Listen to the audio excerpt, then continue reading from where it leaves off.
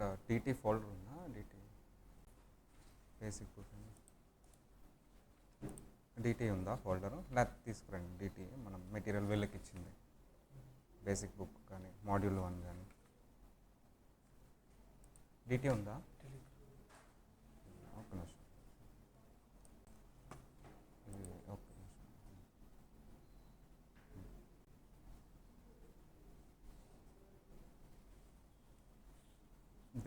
నేను డౌన్లోడ్ చేస్తాను, ఓకేనా?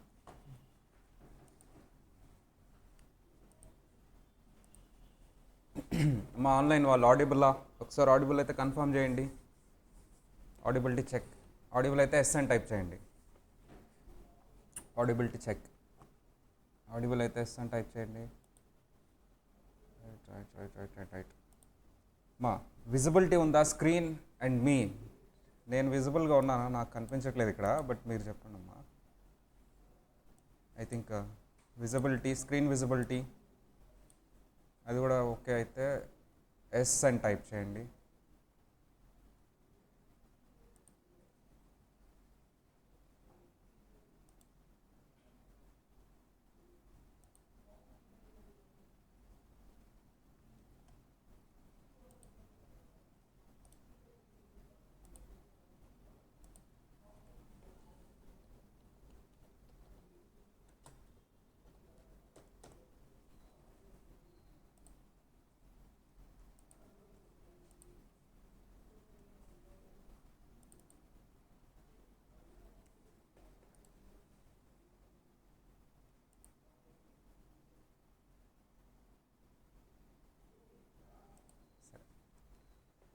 So coming to results. మా రిజల్ట్స్ చూస్తారు అందరూ. దాని గురించి 2 minutes మాట్లాడదాం. Group 1, group 2. Group 1, group 2. Group 1లో మనకి ఏమేమి సబ్జెక్ట్స్ ఉంటాయమ్మా? Accounts, law, tax and GST, costing. Group 2లో OM and SM, accounts and audit, FM and BDA, management accounting. Sir వీటిలో ఏ ఒక్కటి కష్టమేం కాదమ్మా, అన్నీ ఈజీయే. The thing is pass percentage మనకు ఎక్కువ ఉంది. ఎందుకు పాస్ అయ్యారంటే ఈజీగా అయితే పాస్ అవ్వలేదమ్మా, హార్డ్ వర్క్ చేశారు, చదివారు, అంతా ప్లాన్డ్గానే వెళ్ళింది. But one thing already faculty అంతా చెప్పుంటారు, మేము కూడా చెప్పున్నాం, వాళ్ళకి హార్డ్లీ కోచింగ్ స్టార్ట్ అయింది సీరియస్గా అయితే September 5th టీచర్స్ డే తర్వాతే స్టార్ట్ అయింది. అక్టోబర్ ఎండింగ్కి కంప్లీట్ చేస్తామమ్మా. డిసెంబర్లో ఎగ్జామ్ రాశారు. September, October 2 months. నేనైతే హైదరాబాద్ ఒక 1 week, ఇక్కడ ఒక 1 week అట్లా తిరుగుతూ అక్కడ నుంచి కోఆర్డినేట్ చేసుకుంటూ మేము అనుకున్నాం, సార్ ఇంత తక్కువ టైంలో ఎలా చదువుతారు ఏంటి అసలు రివిజన్ ఎగ్జామ్స్ అంటే. బాగానే హార్డ్ వర్క్ చేశారు, పాస్ అయ్యారు. చాలా తక్కువ టైం, అందరికీ ఆల్ ఓవర్ ఇండియా అదే టైం. మీకు అంటే మన ఒక్కరికే తక్కువ టైం కాదు, ఆల్ ఓవర్ ఇండియా. అసలు అటెంప్ట్ రాయలేదు చాలామంది. మేమేం చేసామంటే ఈవెన్ దో 1.5 month అయినా సరే అటెంప్ట్ రాయించాము. గత 3 attempts కానీ 4 attempts కానీ అంతే వస్తుంది. టైం తక్కువ ఉంటుంది మాకు. ఓన్లీ ద ఫస్ట్ అటెంప్ట్ అంటే మేము సిఎంఏ ఎక్స్క్లూజివ్ స్టార్ట్ చేసిన దగ్గర నుంచి ఇదే మాకు ఫస్ట్ అటెంప్ట్ అమ్మా, ఇంత ఎక్కువ టైం ఉండటం. అంటే ఫుల్ ఫ్లెజ్డ్గా అంటే మేము కరోనా టైంలో స్టార్ట్ చేసాం ఎక్స్క్లూజివ్లీ సిఎంఏ. అప్పటి నుంచి మాకు వచ్చేది ఏంటి అంటే 2 months కరోనా అంటారు, క్లోజ్ చేస్తారు, రిజల్ట్స్ లేట్గా ఇస్తారు, ఎగ్జామ్స్ పోస్ట్పోన్ అవుతాయి, ఈ థింగ్స్ అన్నీ జరిగినాయి. But the first time full ఫ్లెజ్డ్గా మేము బ్యాచ్ స్టార్ట్ చేయటం January 1st or January 3rd or January 19th. And ఎక్కువ టైం మాకు ఉండటం అనమాట. తక్కువ టైం ఉన్నప్పుడే మేము అంతా చేసామంటే ఫోటోలు వేస్తాను, ఇవాళ ఫైనలైజ్ చేసేస్తాను. బ్యాండ్రా ఎవరెవరం పాస్ అయ్యారో ఒకసారి ఇక్కడ ఈ క్లాస్లో ఒక గ్రూప్ కానీ ఎవరు లేరు ఈ క్లాస్లో, సరే ఆన్లైన్లో ఉంటారు, ఫొటోస్ వేద్దాం. ఫొటోస్ వేస్తాను యాక్చువల్లీ బయట, పాస్ అయితే ఫోటో. సో మీ కూడా వేస్తానమ్మా, మీ ఫొటోస్ అన్నీ తీస్తాం. ఇప్పుడు పెద్ద కెమెరా తెచ్చాను నేను. సో మీ ఫొటోస్ అన్ని నీట్గా అంటే ఒకరోజు చెప్తాలేమ్మా, రేపు ఎల్లుండో మంచిగా రెడీ అయ్యండి, మంచి డ్రెస్ వేసుకుని రండి. అందరూ మన వైపే చూడాలన్నమాట. మేము ఫోటోలు తీసుకుని పెట్టుకుంటాం, ఎందుకంటే గ్యారంటీ పాస్ అవుతారని నాకు నమ్మకం ఉంది. నేను ముందుగానే ఫొటోస్ తీసుకుంటున్నా. అండ్ ఎవరైతే పాస్ అవుతారని లిస్ట్ ఇస్తాను, నేను లిస్ట్ ఇచ్చేస్తానమ్మా, వీళ్ళు పాస్ అవుతారని. ఒకళ్ళు ఇద్దరు తప్పితే ఆ లిస్ట్లో ఏదైతే నేను లిస్ట్ ఇచ్చానో వాళ్ళే పాస్ అయిన తర్వాత మళ్ళీ వీళ్ళు నాకు లిస్ట్ ఇస్తారు, మన స్టాఫ్. సేమ్ మ్యాచ్ అవుతాయి ఒకళ్ళు ఇద్దరు తప్పితే. ఆ ఒకళ్ళిద్దరు కూడా తర్వాత అటెంప్ట్ పాస్ అయిపోతారు. సో ఈసారి నేను కూడా మళ్ళీ లిస్ట్ ప్రిపేర్ చేస్తా, హైదరాబాద్ది, గుంటూరుది, వీళ్ళు పాస్ అయిపోతారు గ్యారంటీ అని. సో ఆ లిస్ట్లో అంటే ఎలా చెప్తావు సార్ అంటే, నేను తర్వాత చెప్తాను, మా సిలబస్ అయిపోయేలోపు మీరే తెలిసిపోద్ది నేను ఎలా చెప్తాననేది. సో వీళ్ళు పాస్ అవుతారని నువ్వు ఎలా చెప్తావు అంటే, సిలబస్ నేనేం చెప్పను, నా పేరు సిలబస్ అయిపోయేలోపు మీకే అర్థమైపోతుంది. ద థింగ్ ఈజ్, ఆ ఫొటోస్ వేస్తాం, పాస్ అవటం చాలా ఈజీ చదివితే. చదవకపోతే చాలా కష్టం. సో అంతే డిఫరెన్స్, అంత మించి ఏం లేదు. సరే, మన సబ్జెక్ట్ వచ్చేసి DTGST అమ్మ. దీని గురించి మాట్లాడాలంటే ఎక్స్క్లూజివ్లీ నేను హైదరాబాద్లో చెప్పాను last batch. Even though fail అయిన వాళ్ళకు కూడా అందులో ఎగ్జామ్షన్స్ వచ్చినాయి. నేను షాక్ అయ్యాను అసలు. యాక్చువల్లీ ఆ సబ్జెక్ట్లో DTGST కలిపి చదివి ఎగ్జామ్షన్స్ అంటే కష్టమే కొంచెం. ఎగ్జామ్షన్స్ వచ్చినాయి కొంతమందికి. సో అండ్ ఇంకొకటి షేర్ చేయటం మర్చిపోయాను నేను, నిన్నే స్టూడెంట్ షేర్ చేశాడు. మన all over India talent test లాంటిది ఒకటి పెడతారు DTGSTలో. మన స్టూడెంట్కి 3rd ర్యాంక్ వచ్చింది ఆల్ ఓవర్ ఇండియా. ఏది మన టాలెంట్ టెస్ట్లో DTGST సబ్జెక్ట్లో. సో అంటే అంత ఇంట్రెస్టెడ్గా వాళ్ళు పార్టిసిపేట్ చేసి విన్నారనమాట. ఏది తక్కువ టైంలోనే 1.5 monthలో. సో DT చెప్పాం, GST చెప్పాం. ఫస్ట్ DT చెప్పుకుందామా, GST చెప్పుకుందామా సార్ అంటే, DT సబ్జెక్టే ఫస్ట్ చెప్పుకుందామమ్మా. ప్యారలల్గా నేను GST స్టార్ట్ చేస్తాను. చిన్నగా మీకు షెడ్యూల్ కూడా అనౌన్స్ చేస్తాను, వాట్ ఈస్ వాట్ అని. మా డ్రా బోర్డ్ ఓపెన్ చేస్తాను నేను. ఈ లోపల మీకు ట్యాక్స్ గురించి ఆల్రెడీ ఐడియా ఉంటుంది. నా ఒక 2 classes అయినాయి, మీకు గుర్తుండుంటే. కొంతమంది చూసుంటారు 1 or 2 classes. అవి మళ్ళీ ఫస్ట్ నుంచి చెప్తాను నేను. జస్ట్ ఇంట్రో కోసం ఆ 2 classes చెప్పాను. నేను కూడా ఒకటి ఉన్నాను, తర్వాత వస్తాను మీకు DT చెప్తాను అని ఇంట్రో కోసం చెప్పింది అది. ఈ లోపల నేను డ్రా బోర్డ్ డౌన్లోడ్ అయ్యేలోపు జస్ట్ ఊరికే ఇమాజిన్, మీ అందరికి ఒక 1 crore rupees వచ్చినాయి, మీరు పాస్ అయిపోయారు, 1 crore rupees వచ్చేసినాయి అనుకోండి. Imagine that. వస్తాయి కదా. ఎవరికి ఇస్తారు ఫస్ట్ చెప్పాలి, ఎవరికి ఇస్తారు ఫస్ట్? సరిగ్గా చెప్పాలి, ఎవరికి ఇస్తారమ్మా ఫస్ట్? మిమ్మల్ని పాస్ చేయించిన మేజర్ పాత్ర ఎవరిదమ్మా? టార్గెట్ అకాడమీది కదా. డొనేట్ చేస్తారు టార్గెట్ అకాడమీకి, అంతే కదా. వచ్చి డొనేట్ చేసేయండి నాకు, ఓకేనా? పక్కన ల్యాండ్ ఎంతో ఒక 10 కోట్లు ఏదో చెప్తున్నారు, 10 members అందరూ కలిసి డొనేట్ చేయండి, షేర్ చేసి. పక్కన ల్యాండ్ కొని పెద్ద బిల్డింగ్ కడతారమ్మా. మీ పిల్లలందరూ నా దగ్గరే కోచింగ్ ఫ్రీ, జస్ట్ ఒక 70,000 తీసుకుంటాను అంతే. సరే, నాకు ఇవ్వద్దులే కానీ నాకు ఇస్తే ట్యాక్స్ ఫ్రీ అమ్మా. నాకు డొనేట్ చేస్తే ట్యాక్స్ రూపాయి కూడా కట్టక్కర్లా. ప్రవీణ్ సార్కి ఆ టార్గెట్ అకాడమీకి డొనేట్ చేస్తే 1 rupee ట్యాక్స్ కూడా కట్టక్కర్లా. సరే, మీరు ఉంచుకున్నారు, మీరు ఏదో కారు కొనుక్కుందామని ఏదో అని, ట్యాక్స్ కట్టాలా గవర్నమెంట్కి? కట్టాలా అవసరం లేదా? ఎంతమంది నిజాయితీగా ట్యాక్స్ పే చేస్తారు 1 crore మీద? హ్యాండ్ రైజ్ చేయాలి. నేను హ్యాండ్ రైజ్ చేశాను. పాపం పిల్లలు భయపడుతున్నారు. హ్యాండ్ రైజ్ చేయకపోతే బెంచ్ మీద నుంచోబెడతారు. ఎంతమంది నిజాయితీగా హ్యాండ్ రైజ్ చేయాలి, మనం ట్యాక్స్ కడతారు లేదు? ఒక్కళ్ళు కడతాం. మనం ట్యాక్స్ కడతావా? కడతావా ట్యాక్స్? వదిలే, హ్యాండ్ వదిలే. మొహమాట పడుతున్నారు అందరు, ఫస్ట్ క్లాస్ కదా. నువ్వమ్మా కట్టావు కదా, ఓకే, రికార్డ్. నువ్వు కూడా కట్టావు. నీ పేరు కూడా చెప్పమ్మా. ఏం పేరమ్మా? ఏదో పేరు చెప్పు, కావాలని చెప్పొద్దు. నువ్వు కూడా కట్టావు.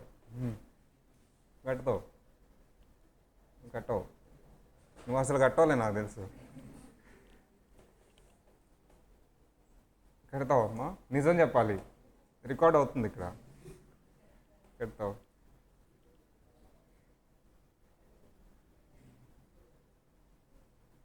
కడతావు. మా ఎగ్జాంపుల్, మా 1 crore రూపీస్కి 30% వేసుకుందాం. స్లాబ్ రేట్స్ ఉంటాయిలే, బట్ మీకు ఏదో గేమ్ షోలోనో ఏదో వచ్చిందనుకోండి, 30% అమ్మా వేసుకుందాం ఇన్స్టెడ్ ఆఫ్ స్లాబ్ రేట్స్ తీసేస్తే. అంటే 30 lakhs అనుకుందాం, స్లాబ్ రేట్స్ కూడా ఒక 25 lakhs అనుకుందాం. ఊరికే ఇమాజినేషన్, తర్వాత మీరే క్యాలిక్యులేట్ చేస్తారు. అంటే 1 crore వస్తే ఎంత కట్టాలంట మనం? 25 lakhs కట్టాలా? ఒక్క నిమిషం అమ్మా, ఇది డౌన్లోడ్ చేసేస్తే మనం హ్యాపీగా చెప్పుకోవచ్చు.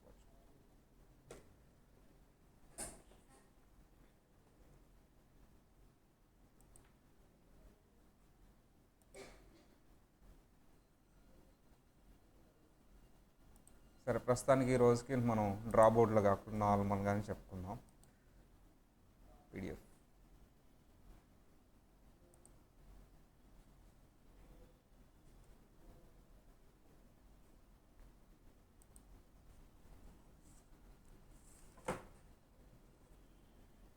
మనం ఒక ఫోల్డర్ పెడదాం అమ్మా ఈ సబ్జెక్ట్ మొత్తం. ఆ సబ్జెక్ట్ మొత్తం ఆ ఫోల్డర్లోనే ఉండేలాగా నేమ్ ఒకటి పెట్టేద్దాం.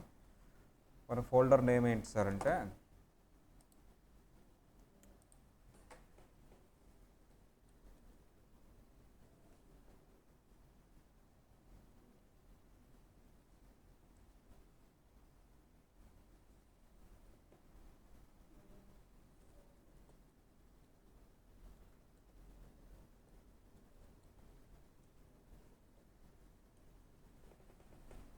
So first intro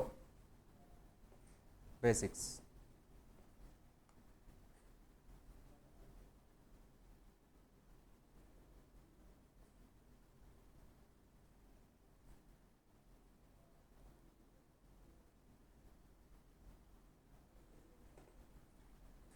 actually lines పెడదామమ్మా, మనకు లైన్స్ ఉంటేనే బాగుంటుంది. View lines.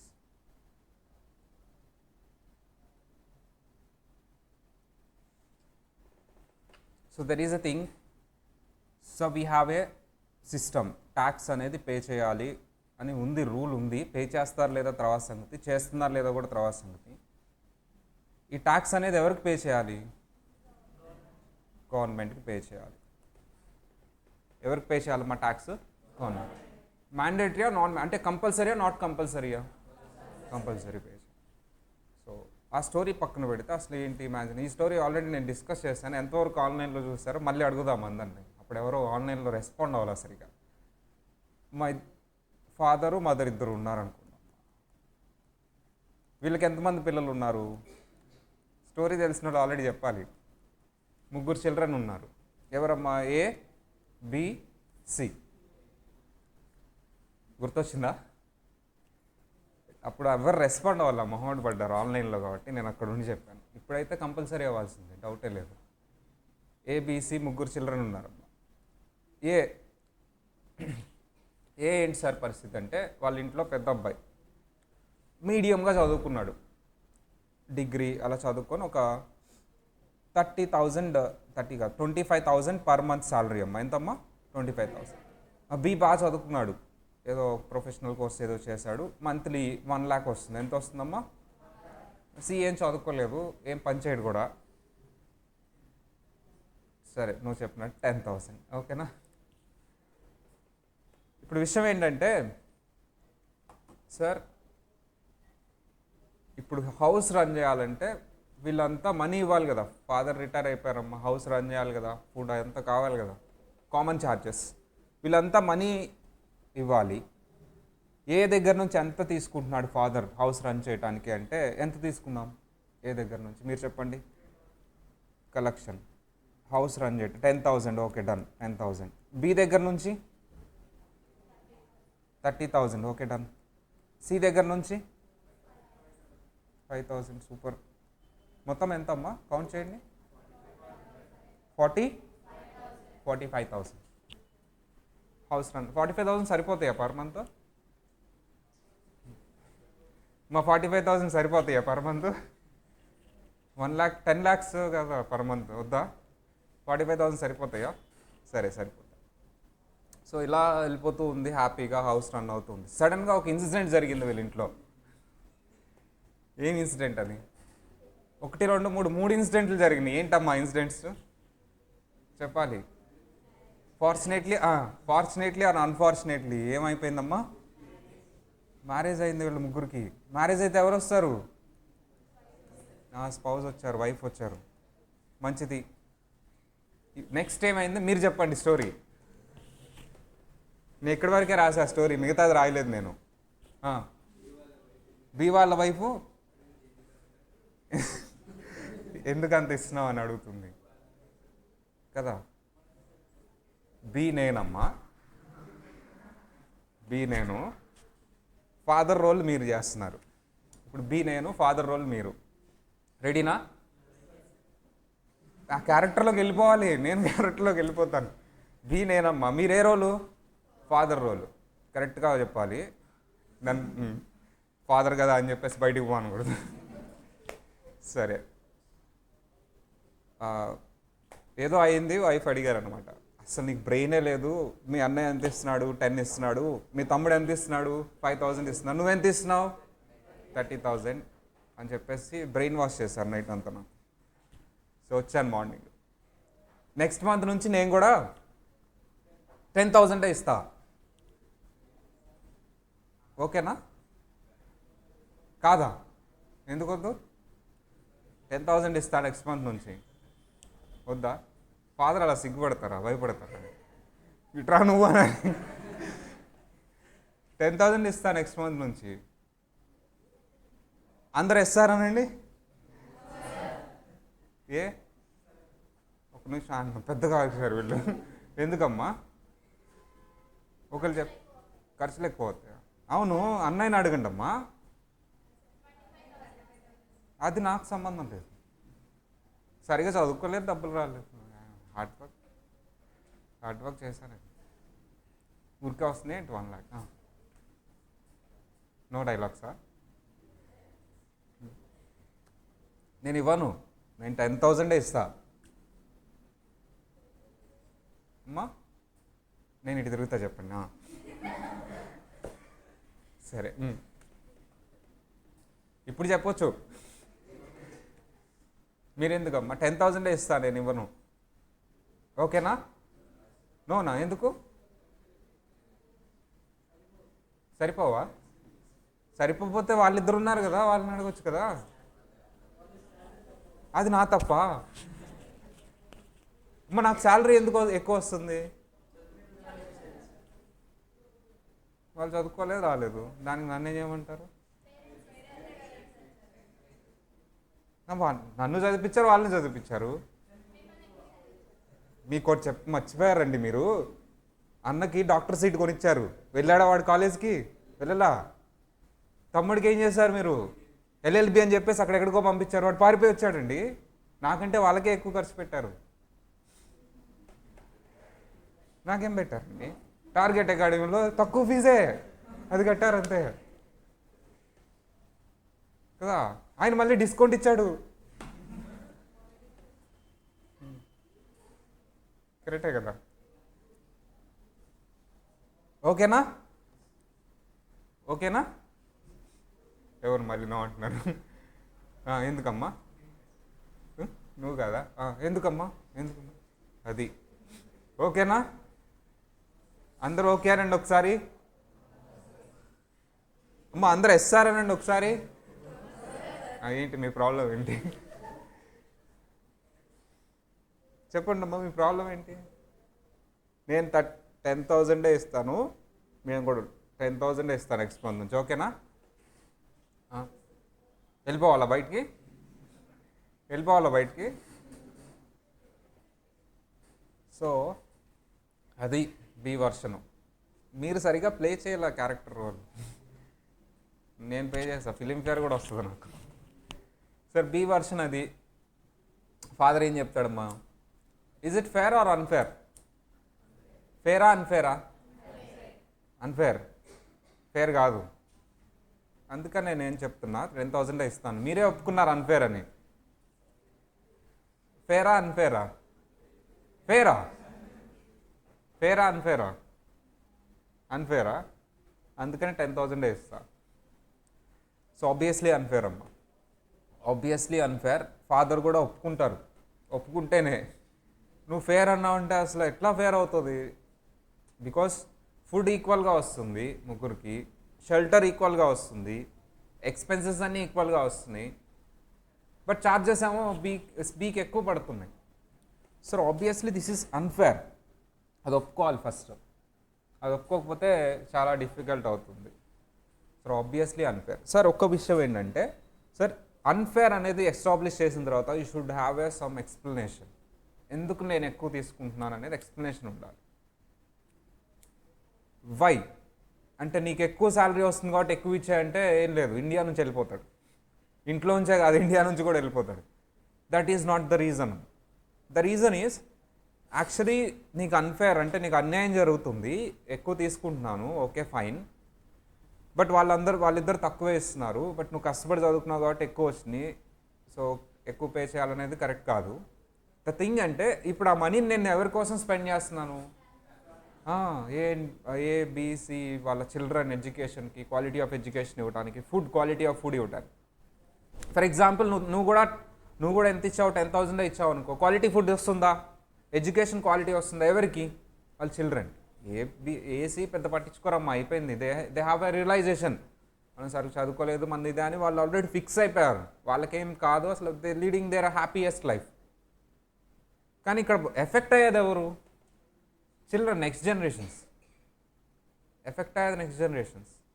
సో వాళ్ళకి క్వాలిటీ ఫుడ్ రాదు, ఎడ్యుకేషన్ రాదు. దీనివల్ల సిస్టమ్ అంతా అంటే మేబీ బి బాగుండొచ్చు కానీ ఏఎన్సి వాళ్ళ పిల్లలు కొంచెం తక్కువ బాగుండరు అనమాట. సో ఆపర్చునిటీస్ అన్నీ రావు, అంతగా క్రియేట్ అవ్వవు. సరే వాళ్ళు అలా స్ట్రగుల్ అవుతూ ఉండి వాళ్ళు అలా బాధపడుతూ ఉంటే వాళ్ళని చూసి హ్యాపీగా ఉండగలడా బి? సో చుట్టుపక్కల వాళ్ళందరూ ఏడుస్తూ ఉంటే మనం హ్యాపీగా ఉండగలమమ్మా?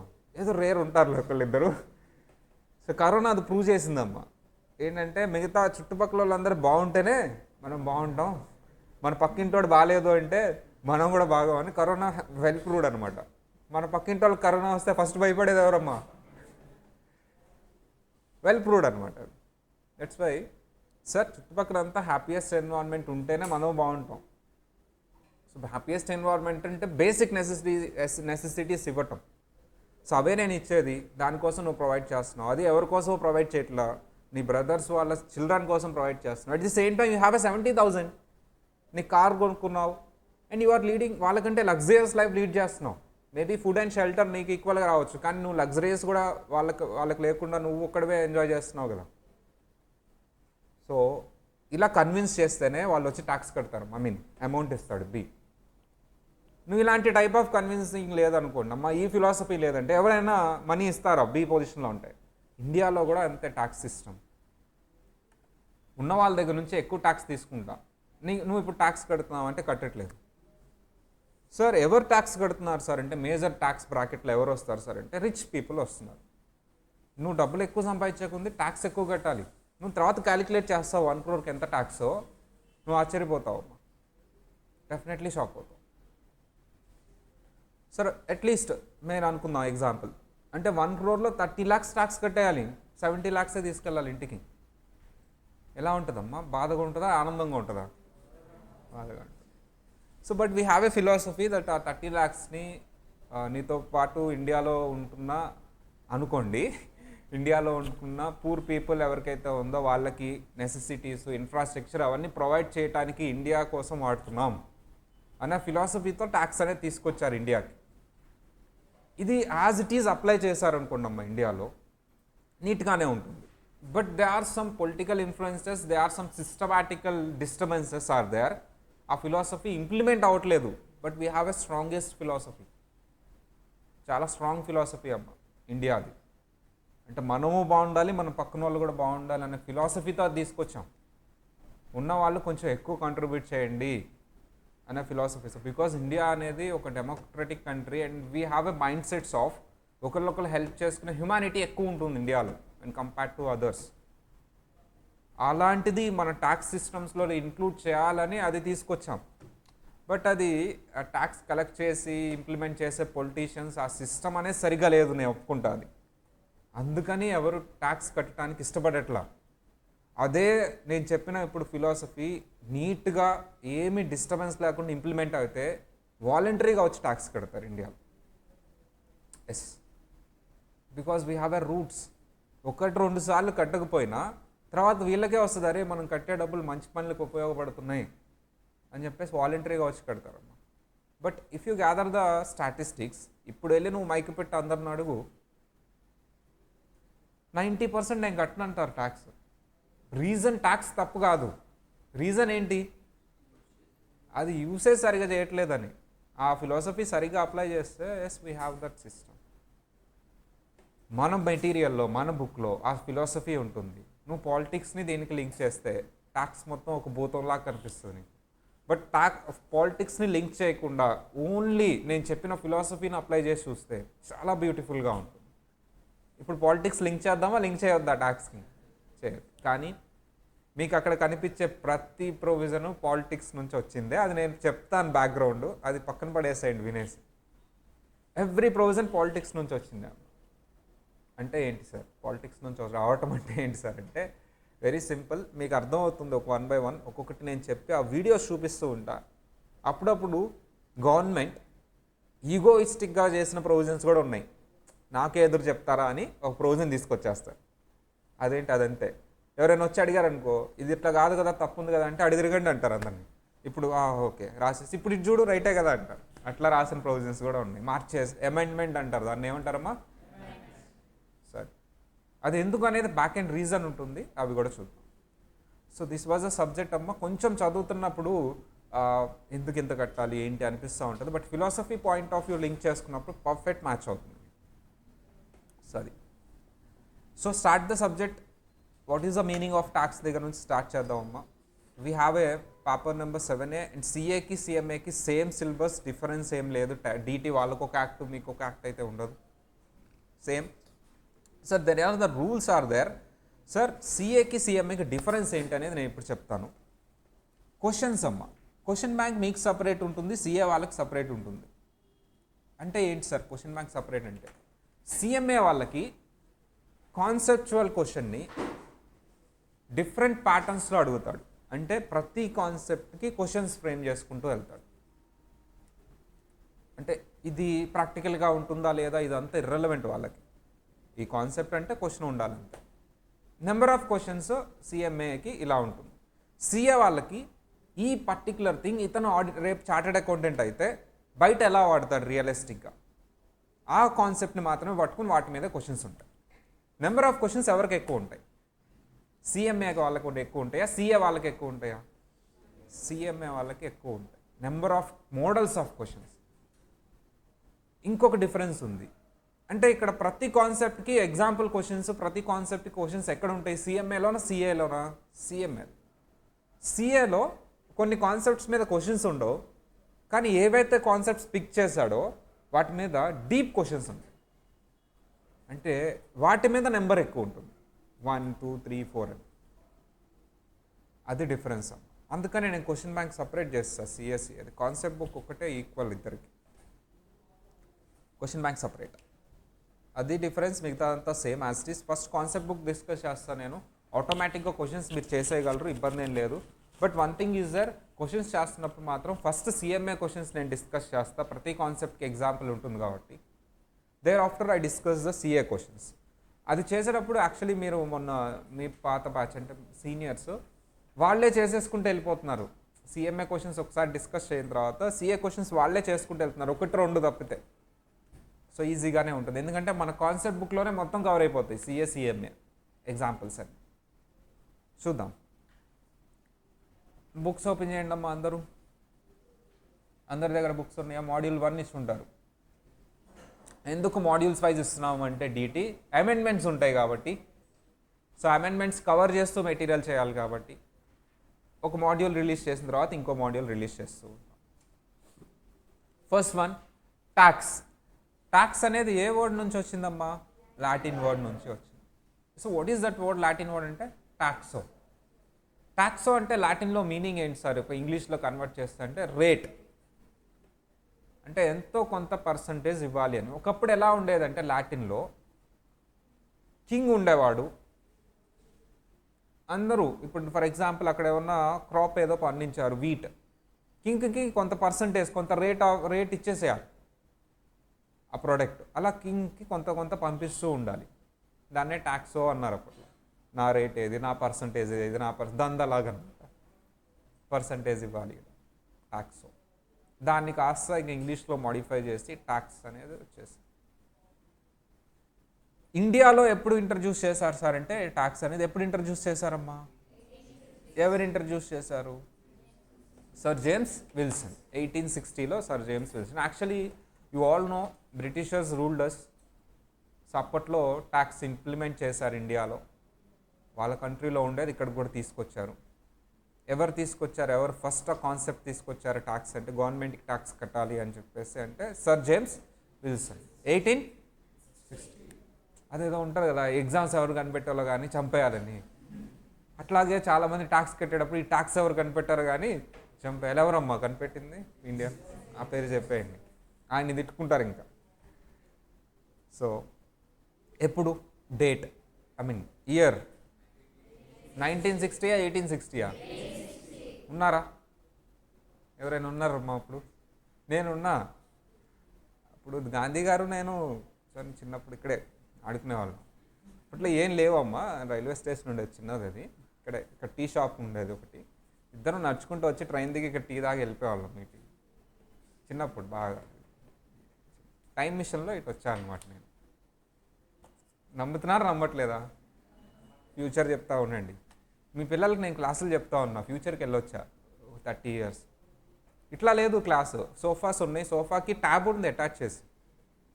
నేను ఇట్లా హోలోగ్రామ్ నుంచి వచ్చి క్లాస్ చెప్తున్నా. రియల్లీ బుక్స్ లేవు, దే హ్యావ్ ఓన్లీ ట్యాబ్స్ అనమాట. వాళ్ళు కూడా ఇట్లా చదువుతున్నారు. నమ్మట్లేదా? ఇంకో 50 years ముందుకు వెళ్ళానమ్మా. చదువు లేదు, బ్రెయిన్లో చిప్ అనమాట. చదవక్కర్లా, బ్రెయిన్లో ఒక చిప్ వేస్తారు, మెమరీ చిప్. ఎవరు అప్గ్రేడ్ అయితే వాళ్ళే టాపరు. ఆ చిప్ అప్గ్రేడ్ చిప్ అని. There are no studies, schools లేవు, స్టడీస్ లేవు. పుట్టంగానే చిప్ పెట్టేస్తారు లోపల. ఆ చిప్ అన్ని నాలెడ్జ్ ఇస్తూ ఉంటుంది. బ్రెయిన్ స్టిమ్యులేటర్ చిప్ అంటారు అనమాట దాన్ని. Yes, it is thereafter ఇక్కడ నుంచి 70 years అమ్మ. చదువులు స్కూళ్ళు కాలేజీలు ఉండవు. మరి వాళ్ళకి నువ్వేం చదువు చెప్పావు? ఆ చిప్ని తయారు చేసింది నేనేగా. చిప్ని అప్గ్రేడ్ చేసి దాంట్లోకి తయారు చేసేది మేమే, మా కంపెనీనే, టార్గెట్ అకాడమీ. అంటే పిల్లల్ని ట్రైన్ చేయం, ఆ పిల్లలకి వేసే చిప్పుల్ని ట్రైన్ చేస్తాం, అందులో డేటా పంపిస్తాం, అమెండ్మెంట్స్ అని. పిల్లలు లేరు అప్పుడు, క్లాసులు లేవు, ఏం లేవు, ఒక రూమ్ ఉంది టార్గెట్ అకాడమీ అంతే. ఇక్కడంతా కంప్యూటర్స్ పెట్టేసాం. అప్పుడు అందరు మా స్టాఫ్ అంతా చిప్పులు ఎక్కిస్తూ ఉన్నారు, నేను కూర్చొని చిప్పులు ఎలా తయారు చేయాలో చెప్తా ఉన్నా. నమ్ముతున్నారు నమ్మట్లేదా? లెట్స్ సీ, చూడండి కావాలంటే. So what is tax? Tax is the fees charged by government. ఎవరు తీసుకుంటారంట? గవర్నమెంట్.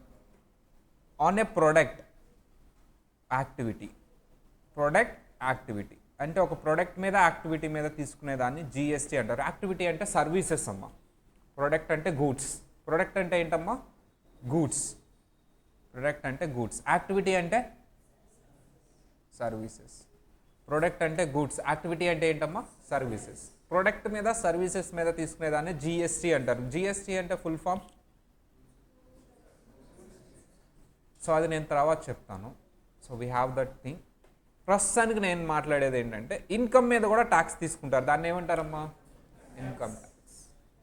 ఇన్కమ్ మీద కూడా ట్యాక్స్ తీసుకుంటారు, దాన్ని ఇన్కమ్ ట్యాక్స్.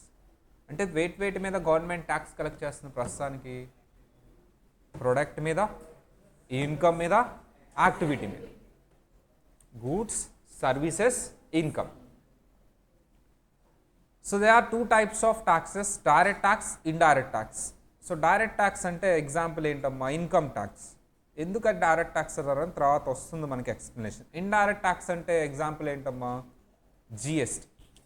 రెండు మన సబ్జెక్ట్సే, డైరెక్ట్, ఇండైరెక్ట్.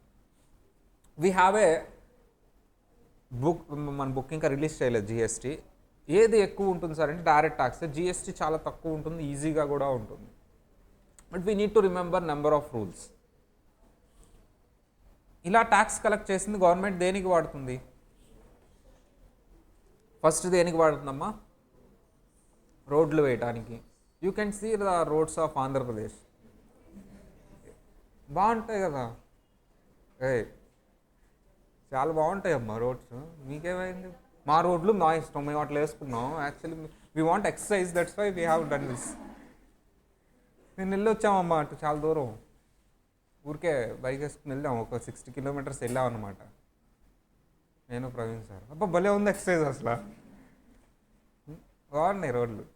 ఇట్లా అప్పుడప్పుడు స్విమ్మింగ్ పూల్ కూడా వద్దాయి రోడ్లో మేము. We have a latest technology, we have swimming pools on roads only. అట్లా బాగుంటాయి అన్నమాట. అట్లా అనాలి, లేకపోతే జైల్లో వేస్తా అందరినీ. మా తర్వాత ఏంటమ్మా, డ్యాన్స్. అదేదో డ్యామ్ ఇరిగిపోయిందంటారు మా తెలంగాణలో. మాట్లాడకూడదు అవన్నీ. 50 పిల్లర్స్లో ఒక పిల్లర్ ఇరిగిపోయింది, దానికి గొడవ చేస్తారా మీరు? ఇట్లా డ్యాములు కూడా నీట్గా వేస్తాం. ఇంకా గవర్నమెంట్ స్కూల్స్ బాగుంటాయి. Butterfly innovation right. నేను కూడా చేద్దాం అనుకున్నా డ్యాన్స్, కాకపోతే మళ్ళీ ఎందుకులే, పాటలు పాడితేనే ఒప్పుకోవట్లేదు, డ్యాన్సులు చేస్తే ఒప్పుకుంటారని పొరపాటు. నేనేదో పాట పాడారు ఇన్స్టాలో, బాగాలేదు అని వేసుకున్నారు గట్టిగా. అందుకని 2 పాటలు ఇంకా ఎక్స్ట్రా పాడా సేమ్ ప్యాటర్న్. ఇంకోసారి వేసుకోవద్దని చెప్పేసి ట్రోల్స్ అమ్మా. ఏదో పాట పాడితే బాగాలేదు, నేనే పాట పాడి లిప్సింక్ ఇచ్చుకున్నాను, ఆ పాటకి నేనే. వేరే వాడి పాటకి లిప్సింక్ ఇచ్చుకుంటే బాగదు కదా అని చెప్పేసి, లిప్సింక్ అవట్లేదంటే ఒకటే ఇంకో 2 పాటలు పాడతాను పాడాము. అలాగే డ్యాన్స్ చేస్తే బాగాలేదన్నారు అనుకో, నేను చేస్తాను 4-5 పాటలకి వేస్తాను మళ్ళీ ఇంకోసారి. అవి కూడా వేసాము తర్వాత ఎక్కడ ఉన్నాయి. మా డ్యాన్స్ స్కూల్స్ మంచిగా ఉంటాయి, బాగుంటాయి. గవర్నమెంట్ హాస్పిటల్స్ చెప్పక్కర్లా, మాట్లాడకూడదు, నో కామెంట్స్. అందరూ ఎంపీ ఎమ్మెల్యేస్ అందరూ అక్కడే అమ్మ చూపిస్తుంది. Very nice. అవన్నీ చేయటానికి ఇవన్నీ కాదమ్మా, చాలా ఉంటే మీరు చెప్తారు మిగతాయి. నేను ఏదో డయాగ్రామ్స్ వేసాను కదా. ఇంకేం చేస్తారమ్మా మీరు కట్టే ట్యాక్స్తో? మీరు చెప్పండి మిగతావి ఇంకేం చేస్తారు. ఎలక్షన్స్ ఖర్చు ఒక్కొక్కరిని అడుగుదాం. అమ్మా, గవర్నమెంట్ ట్యాక్స్ తీసుకుంటుంది కదా, నీకేం చేసింది? నీకు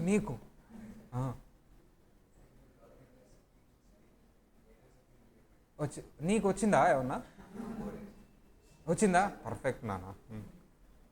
నీకేమన్నా వచ్చిందా? ఏం రాలేదా? ఏమొచ్చినాయి? సీక్రెటా? సరే తర్వాత చెప్పు. ఏం రాలేదా? అయ్యో సరే, ఏం రాలా? ఏం ఇవ్వలేదు జగనన్న కానుకలో ఒక్క కానుకైనా రావాలి కదా మనకి. నవరత్నాల్లో ఏ రత్నం రాలేదా నీకు? అమ్మఒడి వచ్చింది, ఓకే రైట్. వచ్చిందా? పర్ఫెక్ట్. రాలేదు, ఒక్క నవరత్నం కూడా రాలేదా?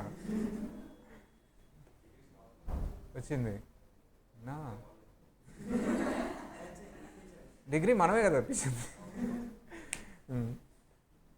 ఏం రాలా? ఎందుకమ్మా నవరత్నాల్లో ఒక రత్నమైనా తీసుకోవచ్చు కదా. రాలేదు, వచ్చింది, సూపర్. వచ్చింది, రాలేదు, వచ్చింది. మాకేం వచ్చిందో నేను చెప్తా. మేము కాలేజ్ పెట్టగానే సిమెంట్ రోడ్ వేసారు. నిజంగా ఎందుకు వేసారు నాకు తెలియదు అమ్మా. ఏంటి, నేను 10 సంవత్సరాల నుంచి ఉంటున్నాను ఇక్కడ. రోడ్డు ఉండేది, అన్ని రోడ్లు ఉంటాయి, ఇది మట్టి రోడ్డు. మేము కాలేజ్ పెట్టాం, అలాగా పెట్టిన నెక్స్ట్ మంత్ సిమెంట్ రోడ్డు. నిజం. అది ఇంకా చాలా చాలా వచ్చినాయి. ఇంకేమొచ్చినాయి అంతే. అమ్మఒడి నాకు ఇవ్వనన్నారు. నువ్వు గాంధీ పుట్టినప్పుడు పుట్టావు, నీకెందుకు అమ్మఒడి అన్నారు. సర్లే అని చెప్పాను. ఇంకా అది ఏవో ఇస్తా అన్నారు. ఇంకా మంత్లీ జిఎస్టీ కడుతున్నాను, ఇన్కమ్ ట్యాక్స్ కడుతున్నాను, తీసుకుంటున్నారు కానీ ఇవ్వట్లా. సర్లే, నీకు రోడ్డు వేసా కదా, నీకు ఫ్లైఓవర్ వేసా కదా, నీకు అది వేసా కదా, మీ పిల్లలందరూ నీ దగ్గరికి వస్తున్నారంటే మా రోడ్డు వాడే కదా వస్తున్నారు. అదే కరెక్ట్ కదా. అంటే మా పిల్లలందరూ నా దగ్గర రావాలంటే రోడ్డు ఉండాలి కదా, అందుకని ట్యాక్స్ కడుతున్నా. మీ అందరికి రోడ్డు వేయించింది నేనే, నా డబ్బులు కూడా ఉన్నాయి అందులో. మంత్లీ అసలు కళ్ళ నీళ్ళు వస్తున్నాయి అమ్మ జిఎస్టీ అట్లా. సో జిఎస్టీయే ఒక 50,000-60,000 కడుతున్నాను. ఇన్కమ్ ట్యాక్స్ అయితే చెప్పక్కర్లా, అసలు బ్యాంక్ అకౌంట్లో ఉన్నదంతా ఊడ్చి కడుతున్నాను నేనైతే. సో నేను కూడా ఉన్నాను, ఆ పాత్ర నాది కూడా ఉంది. మీకు రోడ్లు వేసాను, అవన్నీ వేసాను. నాకు ఓట్లు వేయండి అందరూ ఈసారి, నేను ఇండిపెండెంట్గా నుంచుంటా. సరే, basis of taxation. Yes we have a basis of taxation. ఇండియాలో ఈ సిస్టమ్స్ ఉండేవి. ఇప్పుడు జనరల్గా ఎలాంటి సిస్టమ్ పెడదామని ఒక థీమ్ వచ్చింది. అందరి దగ్గర ఈక్వల్గా ట్యాక్స్ తీసుకుందాం అనుకున్నారు ఫస్ట్. ఉన్న వాళ్ళైనా లేని వాళ్ళైనా ఈక్వల్గా ట్యాక్స్ తీసుకోవాలంట అందరి దగ్గర. ఇండియా సెట్ అవ్వద్దు దానికి, ఎందుకంటే ఇండియాలో ఇన్కమ్ లెవెల్స్ అందరూ ఒకటే ఉంటాయమ్మా, డిఫరెంట్ ఉంటాయా, అండ్ డిస్పారిటీ చాలా ఉంటుంది. ఒకళ్ళ దగ్గర ఏమో richest person in the world ఉంటారు ఇండియాలోనే, and most below poverty line people కూడా ఇండియాలోనే ఉంటారు. అంత డిస్పారిటీ ఉంటుంది ఇండియాలో. సో కుదరదు, సెట్ కాదు. సరే ఒక పని చేద్దాం, ఉన్న వాళ్ళ దగ్గర ఎక్కువ తీసుకుందాం, లేని వాళ్ళ దగ్గర తక్కువ తీసుకుందాం. ఎప్పుడైతే వీళ్ళకి ఇన్కమ్ ఇంక్రీజ్ అవుతుందో ఉంటుందో ట్యాక్స్ కూడా ఏమవుతుందమ్మా, ఇన్కమ్ ఇంక్రీజ్ అవుతుందంటే దేన్ని కూడా ఇంక్రీజ్ చేద్దాం, ట్యాక్స్ రేట్ కూడా ఇంక్రీజ్ చేద్దాం. రేట్ ఇంక్రీజ్ చేద్దాం, దానివల్ల ఏది కూడా ఇంక్రీజ్ అవుతుంది, ట్యాక్స్ కూడా ఇంక్రీజ్ అవుతుంది. ప్రోగ్రెషన్ అంటారు దాన్ని. ఏమంటారమ్మా, ప్రోగ్రెషన్ అంటే ఇంక్రీజా డిక్రీజా, ప్రోగ్రెషన్ అంటే ఇంక్రీజ్. ప్రోగ్రెసివ్ సిస్టమ్ పెడదామన్నారు. ఏ సిస్టమ్ అమ్మ మంది? రిగ్రెసివ్ అంటే ఏంటి సార్ అంటే ఉన్న వాళ్ళు లేని వాళ్ళని ఒకేలా చూడటం, బ్యాలెన్స్. రిగ్రెసివ్. జిఎస్టీ ఉందమ్మా, ఒక ముఖేష్ అంబానీ వచ్చి సోప్ కొన్నారు, సేమ్ జిఎస్టీ తీసుకుంటాను. ఒక బెగ్గర్ ఉన్నారు, ఓన్లీ సోప్ కొనడానికి డబ్బులు ఉన్నాయి, అతను వెళ్ళి సోప్ కొన్నాడు, సేమ్ జిఎస్టీ తీసుకుంటాను, డిఫర్ వేస్తానా, డిఫరెన్స్ ఏమైనా చూపించానా? That is regressive. నీ దగ్గర డబ్బులు ఉన్నా లేకపోయినా, నువ్వు ఉన్నవాళ్ళైనా లేనివాడైనా సేమ్ ట్యాక్స్ కట్టాల్సి. ఇన్కమ్ ట్యాక్స్ అలా ఉంటుందా, డిఫరెంటా? డిఫరెంట్. డబ్బులు వచ్చే కొద్ది ట్యాక్స్ కూడా పెరుగుతుంది, డబ్బులు లేవంటే ట్యాక్స్ లేదు, డబ్బులు తక్కువ ఉన్నా ట్యాక్స్ లేదు. ప్రోగ్రెసివ్. ఏంటా సిస్టమ్? ప్రోగ్రెసివ్. అడిగాడు ఒకసారి ఎంసీకి, ఏ సిస్టమ్ అమ్మ? Income tax. ఇన్కమ్ ట్యాక్స్ ఇండియాలో ఏ సిస్టమ్ ఫాలో అవుతుంది? What is meant by progressive system?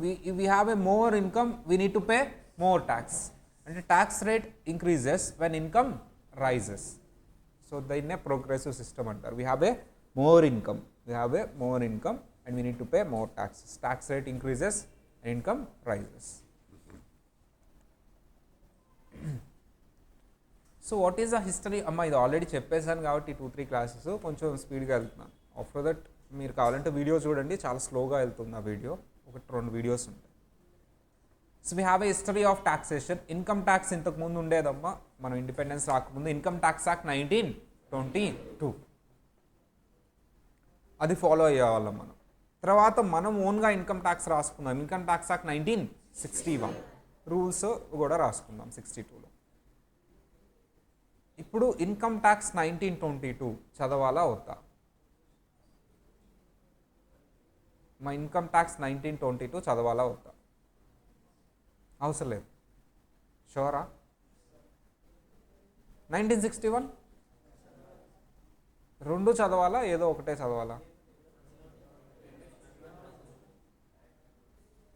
నాకు డౌటు, 10th క్లాస్ ముందు చదవాలా, సిఎంఏ ముందు చదవాలా? 10th క్లాసే ముందు చదవాలి. రెండు చదవాల్సిందే అంటారా? ఎందుకమ్మా, లేటెస్ట్ సిఎంఏ కదా, సిఎంఏ చదువుకోవచ్చు కదా. అవునా? ఒకటి రియల్గా అబద్ధం ఆడుకొని చెప్పాలి, మీ 10th క్లాస్ సర్టిఫికేట్ దేనికి పనికి వస్తుంది అమ్మా? దేనికి పనికి వస్తుందమ్మా?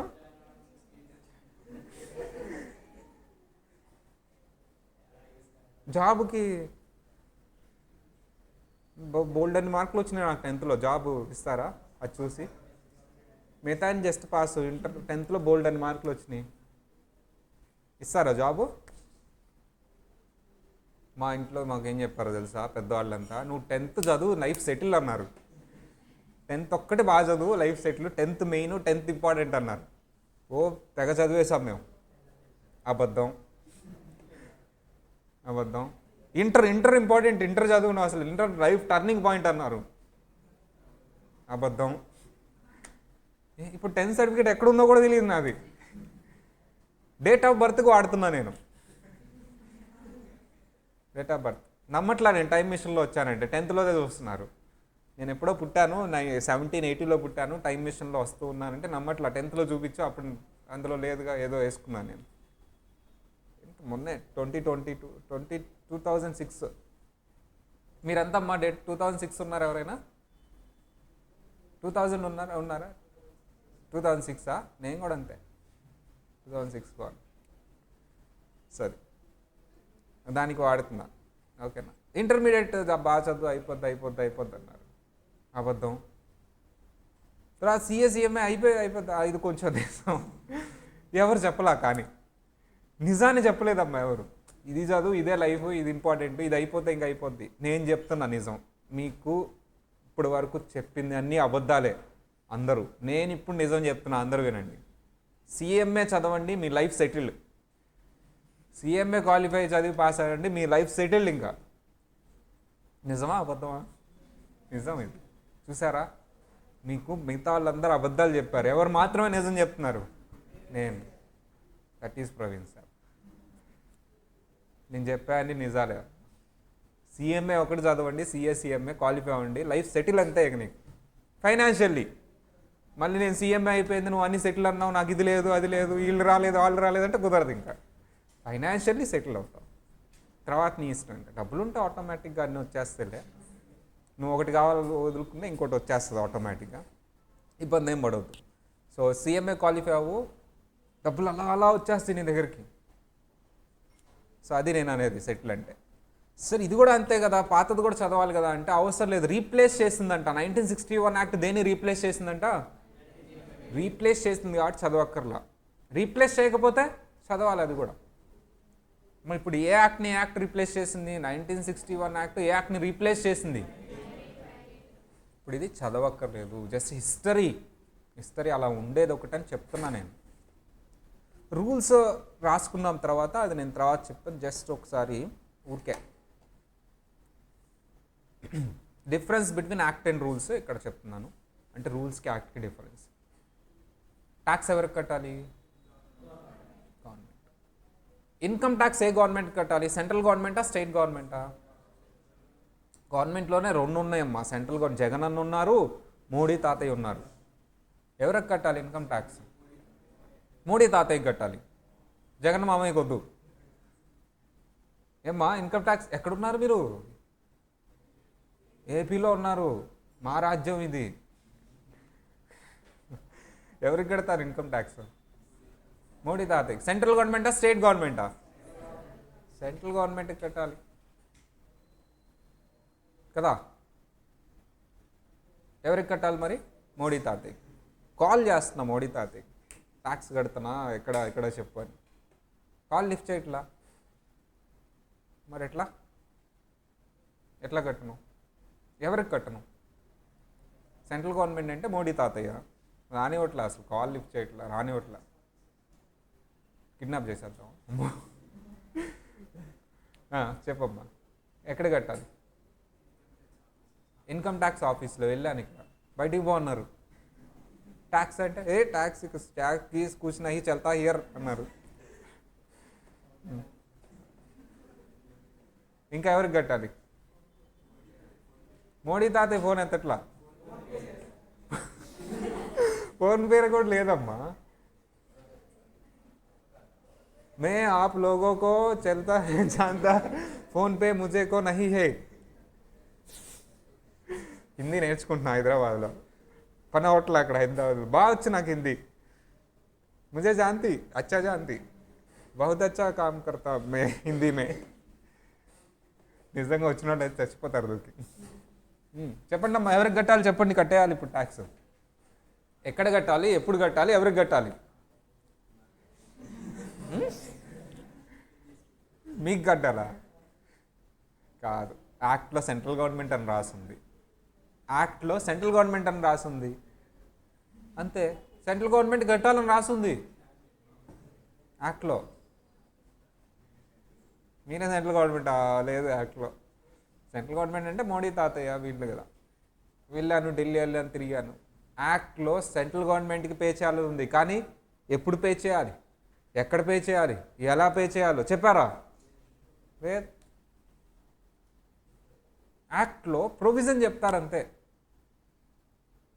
ఇట్లా అని. అంటే గవర్నమెంట్కి నువ్వు సెంట్రల్ గవర్నమెంట్కి ట్యాక్స్ పే చేయాలి చెప్తారంతే. అది ప్రాక్టికల్గా ఎలా పే చేయాలి, ఎప్పుడు పే చేయాలని చెప్పేది రూల్స్లో. ఎప్పుడమ్మా, ఎక్కడ?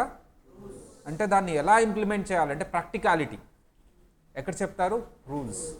అంటే ఒక ప్రొవిజన్ని ప్రాక్టికల్గా ఇంప్లిమెంట్ చేయడానికి రాసుకునేది రూల్స్. యాక్ట్లో ఏం చెప్తారమ్మా, ప్రొవిజన్ ఉంటుంది, మరి రూల్స్లో ఏముంటుంది, ఇంప్లిమెంటేషన్. యాక్ట్ ఉంటే సరిపోతుందా, రూల్స్ కూడా ఉండాలా? యాక్ట్ ముందు ఉంటుందా, రూల్స్ ముందు ఉంటాయా? 1960 తర్వాత ఏం రాసుకుందాం మనం?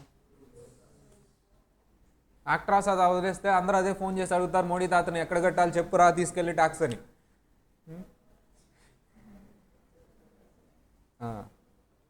ఒక నిమిషం. హలో హలో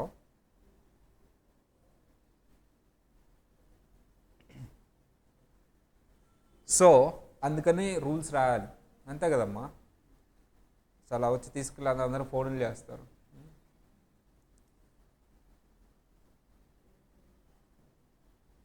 యాక్ట్కి రూల్స్కి డిఫరెన్స్ ఏంటి అందరూ చెప్పాలి. What is the difference between act and rules? Act contains the provision, rules contains the implementation of provision. Act ఎప్పుడు వచ్చింది, రూల్స్ ఎప్పుడు వచ్చినాయి?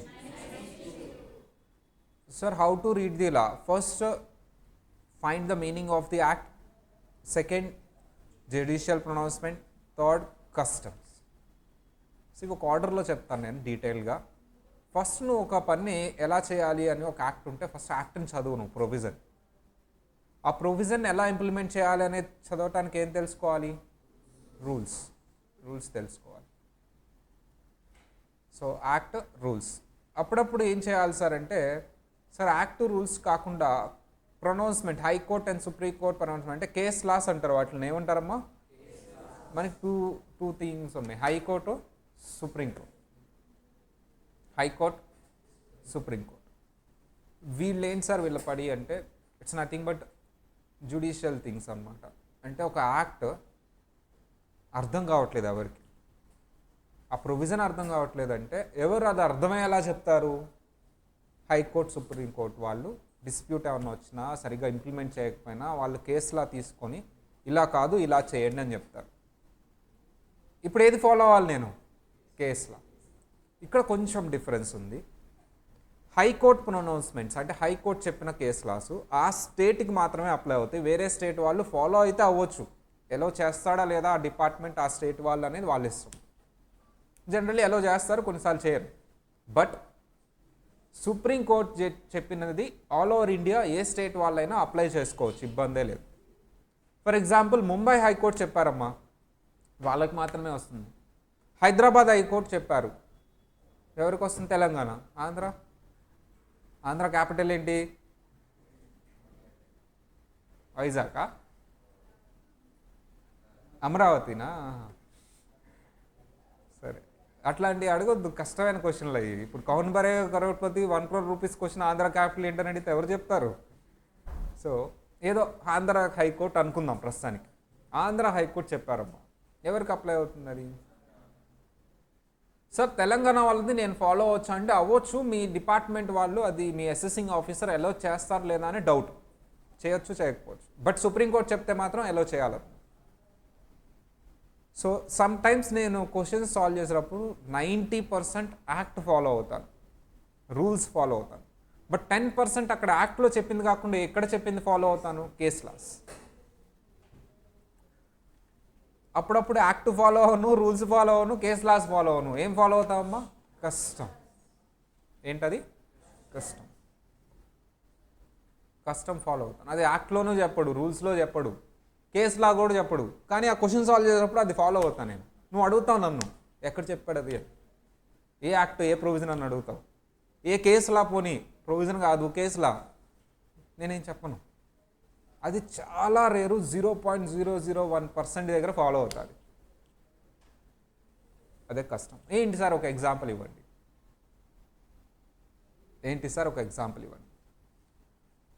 మన అకౌంటింగ్ ఇయర్ ఎప్పుడు స్టార్ట్ అవుతుందమ్మా? 1st April. అది ఇంకా మన కష్టం అంతే కదా. నువ్వు ఎందుకు ఫాలో అవుతున్నావు, ఎక్కడి నుంచి ఫాలో అవుతున్నావు ఏంటని అంతే, అది ఫాలో అవుతున్నావు. అకౌంట్స్లో అదే ఫాలో అవుతున్నావు, ఇక్కడ కూడా అదే ఫాలో అవుతాం. మరి ఎంటైర్ వేరే వరల్డ్ అంతా 1st January పెట్టుకుంటారు వాళ్ళు, క్యాలెండర్ ఇయరే అకౌంటింగ్ ఇయర్ వాళ్ళది. ఇండియాలో మాత్రం 1st April is the new year accounts వాళ్ళకి. కష్టం. ఇక అదంతా ఎప్పటి నుంచో ఫాలో అవుతున్నాం అంతే. ఇక అది దాన్ని ఎందుకు ఏంటి అని అడగొద్దు. సో అలా కొన్నిసార్లు కష్టం కూడా ఫాలో అవుతాను. అక్కడక్కడ వస్తాయమ్మా, అక్కడ నేను రౌండ్ ఆఫ్ చేస్తాను. అప్పుడు అది మీరే చెప్తారు, ఇది యాక్ట్లో లేదు, ప్రొవిజన్లో లేదు, కేసులలో లేదు, మరి ఏంటిది అని అడుగుతాను. ఏం చెప్తారమ్మా అప్పుడు? అది కష్టం. 1 or 2 times ఎంటైర్ సిలబస్లో. సో నేను క్వశ్చన్స్ సాల్వ్ చేసేటప్పుడు ఫస్ట్ ప్రైమరీగా ఏం రాసి సాల్వ్ చేస్తాను? Act, rules. అప్పుడప్పుడు ఏది కూడా రాస్తాను, కష్టం. Contents of act. Act contains chapters which are divided into various sections. జనరల్గా సెక్షన్స్ ఉంటాయమ్మా యాక్ట్లో. ఏముంటాయి మీకు? సెక్షన్ నెంబర్స్ ఉంటాయి. ఈ సెక్షన్ నెంబర్స్ 1, 2, 3, 4 అని యాక్ట్ మొత్తం ఇచ్చుకుంటూ వెళ్ళాడు. కానీ వాటిని మళ్ళీ గ్రూప్ చేశాడు. ఫస్ట్ సెక్షన్ నెంబర్స్ ఇచ్చేసాడు, తర్వాత ఏం చేశాడు? గ్రూప్ చేశాడు. ఒక్కొక్క టాపిక్కి గ్రూప్ చేశారు, టాపిక్ వైజ్. చాప్టర్స్ అంటారు వాటిని. ఏమంటారమ్మా? చాప్టర్స్. మనం కూడా చాప్టర్స్ అలాగే గ్రూప్ చేసాం. So act also contains schedules. Formats కూడా కొన్ని ఉంటాయి. అంటే ట్యాక్స్ ఎలా క్యాలిక్యులేట్ చేయాలి అంటానికి ఫార్మాట్స్ ఉంటాయి, కొన్ని formats. And followed by annexure. Annexures కూడా ఉంటాయమ్మా. మన సిలబస్లో ఫార్మాట్స్ కొన్ని ఉన్నాయి, అవి నేను చెప్తాను. ఎనెక్సర్స్ అయితే లేవు, ఓన్లీ సెక్షన్స్. అది కూడా మొత్తం సెక్షన్స్ లేవు. ఫైనల్లో మీకు మిగతా వస్తాయి. ఇంటర్లో కొన్నే ఉన్నాయి. ఫైనల్లో same DT as it is continue అవుతుంది. ఇంటర్ సిలబస్ ప్లస్ ఇంకొన్ని సెక్షన్స్ యాడ్ అవుతాయి. ఫార్మాట్స్ అయితే ఒక 2, 3 ఉన్నాయి అంతే, మిగతా మీకు ఫైనల్లో వస్తాయి. So what is the constitutional validity of the income tax? ఇది కూడా అయిపోయింది. జస్ట్ అయిపోయిన వరకు నేను కొంచెం స్పీడ్గా వెళ్తాను. మీరు డీటెయిల్ కావాలంటే వీడియో చూసుకోండి. Constitutional validity of income tax. Constitutional validity of income tax. Sir నువ్వు ఇండియాలో ఏ పని చేసినా కాన్స్టిట్యూషన్ ప్రకారం ఉండాలి. కాన్స్టిట్యూషన్ అంటే ఏంటి సార్? మన రాజ్యాంగం అమ్మ. అంటే మనం ఇండిపెండెన్స్ వచ్చిన తర్వాత సాలిడ్గా టైం తీసుకొని ఇండియా ఎలా ఉండబోతుంది, ఇండియా ఎలా ఉండాలి ఇక నుంచి అనేది రాసుకున్నాం. అలాంటిది ఒకటి రాసుకోలేదు కాబట్టి బ్రిటిషర్స్ వాళ్ళు వీళ్ళు వచ్చేసేసి మన ఇండియాని రూల్ చేశారు. ఇంకెవరు రూల్ చేయడానికి వీల్లేదు, మా ఇండియా మేమే రూల్ చేసుకుంటాం. ఇదిగో మా బుక్. ఆ బుక్ పేరే కాన్స్టిట్యూషన్. అదేదో సినిమాలో ఆయన ఏదో రాస్తాడు బుక్, ఇంత ఉండాలి, ఏదో పేరు మర్చిపోయానమ్మా ఆ బుక్ పేరు. ఏమొచ్చినా ఆ బుక్ చూసి చెప్తారు, ఇట్లా చేయాలి, ఎట్లా చేయాలి. ఏం గ్రంథం అమ్మ అది? శాసనాల గ్రంథం. అంటే అదేం సినిమా? వీరూపాక్ష. అది కాదు, మొన్న వచ్చింది కదా ప్రభాస్ బుక్ పేరు ఉంటుంది. ఆ బుక్ పేరు ఆ సీస్ వైరే. ఆ బుక్లో ఏం సలారే బుక్ పేరు లేదా అందులో? బుక్లో ఏం రాస్తారు పోనీ?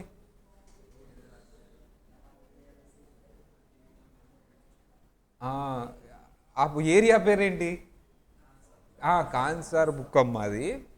వాళ్ళు రాసుకుంటారు కదా. Actually I have done one video constitution అప్పుడు. January 26 రిపబ్లిక్ డే చేసి అసలు కాన్స్టిట్యూషన్ అంటే ఏంటంటే ఒక్కొక్కరు ఒకలా చెప్పారు.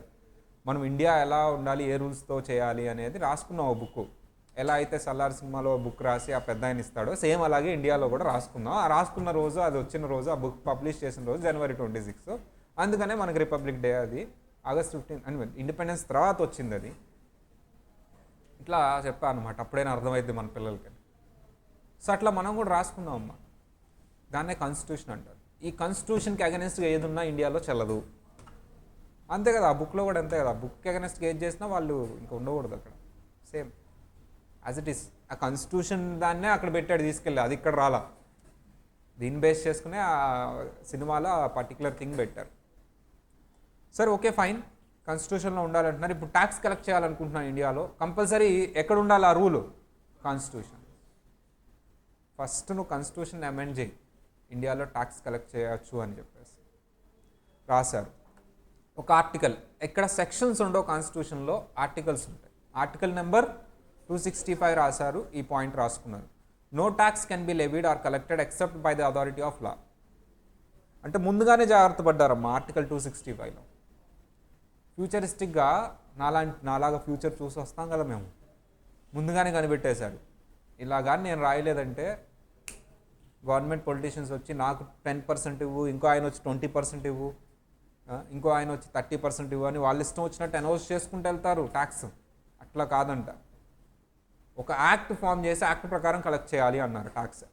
No tax can be levied or collected except by the authority of law అని నెగిటివ్ వేలో రాశారమ్మా. దాన్ని పాజిటివ్ వేలో కన్వర్ట్ చేయండి. No tax can be levied అంటే ట్యాక్స్ కలెక్ట్ చేయకూడదంట, except by the authority of law. అంటే మీనింగ్ ఏంటంటే ఒక యాక్ట్ ఆర్ లా ఉంటేనే నువ్వు ట్యాక్స్ కలెక్ట్ చేయగలవు ఇండియాలో. వితౌట్ యాక్ట్ ట్యాక్స్ కలెక్ట్ చేయడానికి వీల్లేదు, not allowed. Without act tax collect చేయడానికి అంటే ఇప్పుడు ఏం ప్రిపేర్ చేయాలి నేను ట్యాక్స్ కలెక్ట్ చేయాలంటే ఇండియాలో? యాక్ట్. ఎందుకు ఆ పాయింట్ రాశారంటే that is the beauty of India. Act రావాలంటే ఇండియాలో ఉన్న పీపుల్ అందరూ కన్సెంట్ కావాలి. మీ అందరూ ఒప్పుకుంటేనే. సార్ నేను ఈ యాక్ట్ని ఒప్పుకోలేదు కదా, నువ్వు ఒప్పుకోలా, నువ్వు నా తరపున నువ్వు ఓకే చేస్తే నేను ఓకే చేసినట్టు అని ఓట్లు వేసి ఒకరిని గెలిపించావు కదా, పబ్లిక్ రిప్రజెంటేటివ్, ఎంపీ, ఎమ్మెల్యేస్, వాళ్ళు ఒప్పుకున్నారు నీ తరపున, వాళ్ళు సైన్ చేశారు నీ తరపున. అతను సైన్ చేస్తే నువ్వు సైన్ చేసినట్టే. That is a public representative. అంటే నువ్వు ఒప్పుకున్నట్టే. అంటే ఇన్కమ్ ట్యాక్స్ అంతా మన పెద్దవాళ్ళందరూ సైన్ చేశారు, ఒప్పుకున్నట్టే ఇండైరెక్ట్గా. అంటే ఇండియాలో ఉన్న ప్రతి ఒక్క పీపుల్ ఒప్పుకుంటేనే లా వస్తుంది, డైరెక్ట్లీ కాదు. అందుకని జాగ్రత్తగా ఓట్లేసి గెలిపించుకోండి. సార్ పాలిటిక్స్ ఇస్ డిఫరెంట్, పక్కన పెట్టేయండి. సో సార్ మంచి బ్యూటిఫుల్ వర్డ్ అమ్మ. ఒక యాక్ట్ లేకుండా నువ్వు ట్యాక్స్ కలెక్ట్ చేయాలంటే ఇండియాలో పాసిబులే కాదు. ప్రతి ఒక్క పీపుల్ ఒప్పుకుంటేనే నువ్వు ట్యాక్స్ కలెక్ట్ చేయగలవు. అలా ఒప్పుకోవాలంటే ఏం ఫ్రేమ్ చేయాలి? యాక్ట్. అలా ప్రతి ఒక్క పీపుల్ ఒప్పుకునే రూల్స్ని ఒక చోట పెట్టి దాన్ని అప్రూవ్ చేస్తే వచ్చిందే act. Before approval it is the rules అంతే, డ్రాఫ్ట్ అంటారు దాన్ని. అది అప్రూవ్ అవుతుంది. సెంట్రల్గా అప్రూవ్ చేసినప్పుడు పార్లమెంట్లో అప్రూవ్ అవుతుంది, స్టేట్ అయితే అసెంబ్లీ. పార్లమెంట్లో పెడతారు తీసుకెళ్ళి. మీరు ఏవైతే ఓట్లేసి గెలిపించుకున్నారో ఎంపీస్, మెంబర్ ఆఫ్ పార్లమెంట్, వాళ్ళు మీ తరపున సైన్ చేసి వస్తారు, ఓకే అనుకో. Generally what is the rule of MP అంటే అక్కడున్న ప్రజల మనోభావాల్ని, ప్రజల ఫీలింగ్స్ని, ప్రజల స్థితిగతుల్ని దృష్టిలో పెట్టుకొని అతను యాక్సెప్ట్ చేయాలి. సో అందరు ఎంపీస్ యాక్సెప్ట్ చేస్తారు. అప్పుడు పాస్ అయిపోయింది యాక్ట్, ఇన్కమ్ ట్యాక్స్ యాక్ట్. దాని పేరు ఏంటమ్మా? Income tax. Now we can collect tax in India. Every people accepted. Now we can collect. అదే యాక్ట్ లేకపోతే కలెక్ట్ చేయగలమా? ఎందుకు చేయలేము? కాన్స్టిట్యూషన్ వద్దని చెప్తుంది. That is the power of article 265. Then we have another article, ఇంకొక ఆర్టికల్ కూడా introduce చేసాం, ఆర్టికల్ 245. సో ఏంటి సార్ అంటే అలాంటి ఒక యాక్ట్ ఫ్రేమ్ చేసే పవర్ ఎవరికి ఇద్దామని డిస్కషన్ వచ్చింది. సెంట్రల్ గవర్నమెంట్కి ఇద్దామా, స్టేట్ గవర్నమెంట్కి ఇద్దామా? సెంట్రల్ గవర్నమెంట్కే ఇచ్చారు. అదే పార్లమెంట్ సెంట్రల్ గవర్నమెంట్కి ఇస్తున్నాము. ఇలా ఒక ట్యాక్స్ కలెక్ట్ చేయాలి అనుకుంటే యాక్ట్ని ఉంటేనే చేయగలరు కదా. యాక్ట్ ప్రిపేర్ చేసే పవర్ ఎవరికి ఇస్తున్నాం సార్ అంటే పార్లమెంట్. పార్లమెంట్ అంటే ఎవరమ్మా? సెంట్రల్ గవర్నమెంట్, మోడీ తాతయ్య. Both the houses, Rajya Sabha, Lok Sabha, మనం 2 హౌసులు పెట్టుకున్నాం. But it is a parliament, president approval ఉంటుంది. దెన్ అఫీషియల్ గజెట్లో అది అనౌన్స్ చేస్తాం, అప్రూవ్ అయిపోయింది, అందరు ఇండియా వాళ్ళు ఒప్పుకున్నారు. అది ఆర్టికల్ 245 పవర్ తీసుకొని సెంట్రల్ గవర్నమెంట్ యాక్ట్ని ఫ్రేమ్ చేసి 1961లో రిలీజ్ చేసి అప్పటి నుంచి ఇప్పటి వరకు ట్యాక్స్ కలెక్ట్ చేస్తూ ఉంది. సార్ ట్యాక్స్ కలెక్ట్ చేయటం ఇండియాలో యాజ్ పర్ కాన్స్టిట్యూషన్ అంటే వాళ్ళు ఏదో ఒక బుక్ రాసుకున్నారు కదా, ఆ బుక్ ప్రకారం వ్యాలిడా ఇన్వాలిడ్ అంటే వ్యాలిడ్. ఎందుకంటే ఆ బుక్లో 2 పాయింట్లు చెప్పాడు. నువ్వు ట్యాక్స్ కలెక్ట్ చేయాలంటే కంపల్సరీ ఏమి ఉండాలని యాక్ట్ ఫ్రేమ్ చేసాం. ఆ యాక్ట్ ఫ్రేమ్ చేసే పవర్ ఎవరికి ఇచ్చాం? ఈ ఆర్టికల్స్ నెంబర్స్ అడుగుతున్నారమ్మా. ఆర్టికల్ 265 ఏం చెప్తుంది? No tax can be levied or collected except by the authority of law. ఇవి గుర్తుపెట్టుకోవాలి. సరే ఫస్ట్ రోజే మళ్ళీ ఇబ్బంది పెడితే కష్టం కదా, రేపు చదువుకుని రండి. ఎవరిని అడిగితే వాళ్ళు చెప్పాలి. ఆర్టికల్ నెంబర్స్ అన్నా చెప్పండి అట్లీస్ట్. నువ్వు చెప్తేనే వినాలా అంటే ఓకే వినొద్దు, నీ ఫోటో రాదు గొడవ మీద అంతే. So article 265, article 245. సో గుర్తుంటే మంచిది. సార్ ఇంకొక ప్రాబ్లం వచ్చింది. సార్ ట్యాక్స్ అయితే ఓకే మీరు తీసుకున్నారు, స్టేట్ గవర్నమెంట్స్ కూడా ఒక పవర్ ఉండాలి కదా. స్టేట్ గవర్నమెంట్స్ కూడా అంటే సరే ప్రొడక్ట్ సర్వీసెస్ ఉంటాయి కదా. ప్రొడక్ట్ అంటే గూడ్స్ మీద మాత్రం మేము కలెక్ట్ చేస్తామని ఒకప్పుడు స్టేట్ గవర్నమెంట్ రాసుకున్నారు, సర్వీస్ మీద వాళ్ళు రాసుకున్నారు, అలా పంచుకున్నారమ్మా. అవే లిస్ట్. ఇప్పుడు లేదు అది. ఇప్పుడు మొత్తం almost central government, state government ఉంది. లిస్ట్ 1, ఈ లిస్ట్ 1లో చెప్పినవన్నిటి మీద ట్యాక్స్ మేము తీసుకుంటాం అంటే యూనియన్ లిస్ట్ అంటారు దాన్నే. మేమంటే ఎవరమ్మా ఇక్కడ? Central government. ఎవరు ఇక్కడ? లిస్ట్ 1 ఎవరు తీసుకుంటారంట? Tax on income other than agriculture income ఎవరు తీసుకుంటారు ట్యాక్స్? Central government. ఇప్పుడు అర్థమైందా? నేను ఇందాక చెప్పాను కదా, యాక్ట్లో చెప్పారు మాకు సెంట్రల్ గవర్నమెంట్ మీరు కట్టమంటే మీకు కట్టానా నేను? మరి కాన్స్టిట్యూషన్లో చెప్పారు సెంట్రల్ గవర్నమెంట్ తీసుకోవచ్చు అని. మా ఇన్కమ్ ట్యాక్స్ ఎవరు తీసుకోవచ్చు అంట? సెంట్రల్. ఎక్కడ చెప్పారు? కాన్స్టిట్యూషన్. అగ్రికల్చర్ ఇన్కమ్ మాత్రం ఎవరిదమ్మా అది? ఏ లిస్ట్ అది? State list. లిస్ట్ 2లో రాసినవన్నీ స్టేట్స్కి పవర్ ఉంటుంది, సెంట్రల్ రాకూడదు. ఇంకా అంతకుముందు వాట్ అనేది ఉండేది, అంటే సేల్ మీద గూడ్స్ సేల్ చేస్తే వాట్ వేసేవాళ్ళు. వాట్ అనేది స్టేట్ లిస్ట్లో ఉండేది. ఇప్పుడు జిఎస్టీ వచ్చిందమ్మా, కాంకరెంట్ లిస్ట్. కాంకరెంట్ లిస్ట్ అంటే ఏంటి sir? Both central and state. So కాకపోతే 246A అని సపరేట్గా రాసుకుందాం. మన జిఎస్టీలో చెప్తా ఎందుకు అది 246లో పెట్టలేదు అనేది తర్వాత చెప్తా. ఎందుకు పెట్టలేదంటే ఊరికే అక్కడ రాసాలే, జస్ట్ ఊరికే రాసాను. ఇంకొక ఆర్టికల్ పెట్టుకుని అమెండ్ చేసుకున్నాం. ఇప్పుడు నేను చెప్పేది ఏ ఆర్టికల్ అమ్మా? లిస్టులన్నీ 246. List 1, list 2, list 3. లిస్ట్ 1 ఏంటి అందరూ చెప్పాలి? ఏముంటాయి యూనియన్ లిస్ట్లో? Income tax other than agriculture. List 2 ఏంటి? ఏముంటాయి? లిస్ట్ 3 ఏంటి? Concurrent list, both state and central. But 246A ఎందుకు వచ్చింది సార్ అంటే వెరీ సింపుల్. కాంకరెంట్ లిస్ట్లో ఉన్నప్పుడు స్టేట్కి సెంట్రల్కి మధ్యలో గొడవ అయితే ఇద్దరికి పవర్ ఉంటుంది కదా, ఎవరు ప్రివేల్ అవుతారని రాశారు? ఇమాజిన్ చేసి చెప్పండి అమ్మా. సెంట్రల్ ప్రివేర్ అవుతారని రాశారు. అది స్టేట్స్ జిఎస్టీ తెచ్చేటప్పుడు అబ్జెక్ట్ చేశారు. నువ్వు జిఎస్టీని కాంకరెంట్ లిస్ట్లో పెడితే 246లో కాంకరెంటే ఉంచు, కానీ 246లో పెడితే కంపల్సరీ డిస్ప్యూట్ వస్తుంది. అప్పుడు నువ్వు ప్రివేల్ అవుతావు. ఇంక మాకు ఇచ్చేదే ఉంది, మేము కాంప్రమైజ్ అవ్వము. అలా ఒక 3 months నడిచిందమ్మా. జిఎస్టీ రాలా, పోస్ట్పోన్. స్టేట్స్ అయితే ఒప్పుకోవట్లా.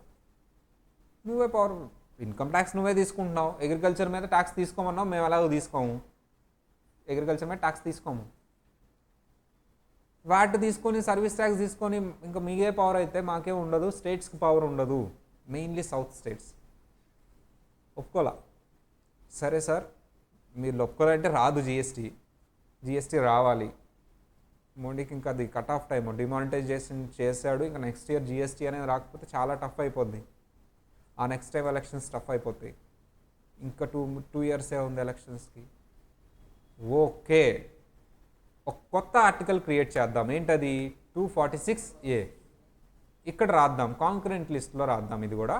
కానీ ఇక్కడ డిస్ప్యూట్ వస్తే పవర్ సెంట్రల్ది కాదు, ఇద్దరిది అని మార్చారు.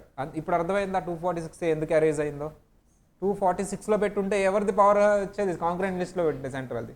అది స్టేట్స్ ఒప్పుకోలేదు కాబట్టి 246A వచ్చింది.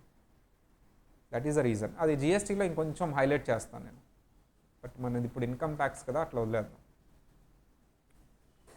ఇక్కడతో ఆపుదామమ్మా. సో నెక్స్ట్ క్లాస్లో డైరెక్ట్ ఇండైరెక్ట్ ట్యాక్స్ ఇది కూడా చెప్పుకున్నట్టున్నా నేను. సో ఇండియా డెఫినేషన్ వరకు. దేర్ ఆఫ్టర్ మా ఫస్ట్లో అంతా కొంచెం థియరిటికల్ కంటెంట్ ఉంటుంది, బాగానే ఉంటుంది నీట్గా ఉంటే. ప్రాబ్లమ్స్ స్టార్ట్ అయిన దగ్గర నుంచి బాగుంటుంది, ఇంకొంచెం ఎలివేట్ అవుతుంది సబ్జెక్ట్ ప్రాబ్లమ్స్ స్టార్ట్ అయింది. బట్ ఈ థియరీ అని పక్కన పడేద్దామా, చాలా ఇంట్రెస్టింగ్. మన హిస్టరీ, మన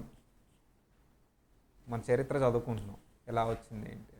అక్కడ పొలిటికల్ థింగ్స్ కూడా నేను తర్వాత లింక్ చేసుకోవడానికి చెప్తున్నాను.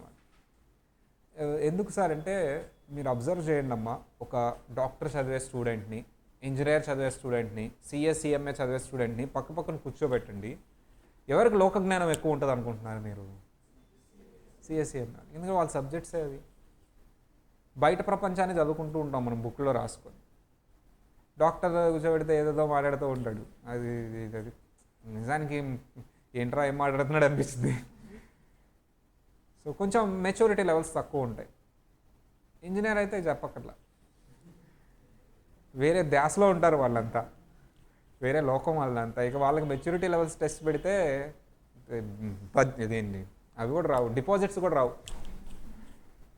సిఎస్ఈవే పిల్లలు ఫార్ బెటర్ ఉంటారు. ఎందుకంటే మన సబ్జెక్ట్స్ అవి. ఇప్పుడు మీకు కూర్చోబెట్టి బయట ప్రపంచం ఎట్లా వచ్చింది, కాన్స్టిట్యూషన్ ఏంటి, మన ఇండియా ఏంటి, ఒక యాక్ట్ రావాలంటే ఏంటి, స్టేట్ ఏంటి, సెంట్రల్ ఏంటి, ఇవి మన టాపిక్స్. అది మన సిలబస్, మన ఎగ్జామ్.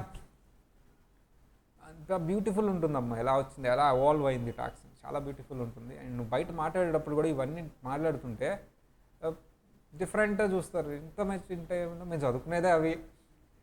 పాస్ ఆఫ్ అయిన తర్వాత అమ్మ మీరు ఒకటి అబ్జర్వ్ చేస్తే, పాస్ ఆఫ్ అయిన తర్వాత అంటే ఈ మెచ్యూరిటీ లెవెల్స్ పర్సనల్ లైఫ్ని లీడ్ చేయడానికి చాలా హెల్ప్ అవుతాయి. ఎవ్రీ సబ్జెక్ట్, ప్రతి సబ్జెక్ట్ మన పర్సనల్ లైఫ్లో అప్లై చేసుకోవచ్చు. ట్యాక్స్ అప్లై చేయవా నువ్వు రేపు? జాబ్ తర్వాత సంగతి, ఫస్ట్ మనం ట్యాక్స్ మనం కట్టుకోవడానికి, మీ ఇంట్లో వాళ్ళు రిటర్న్ వేయడానికి ఫస్ట్ అప్లై చేస్తావు నువ్వు.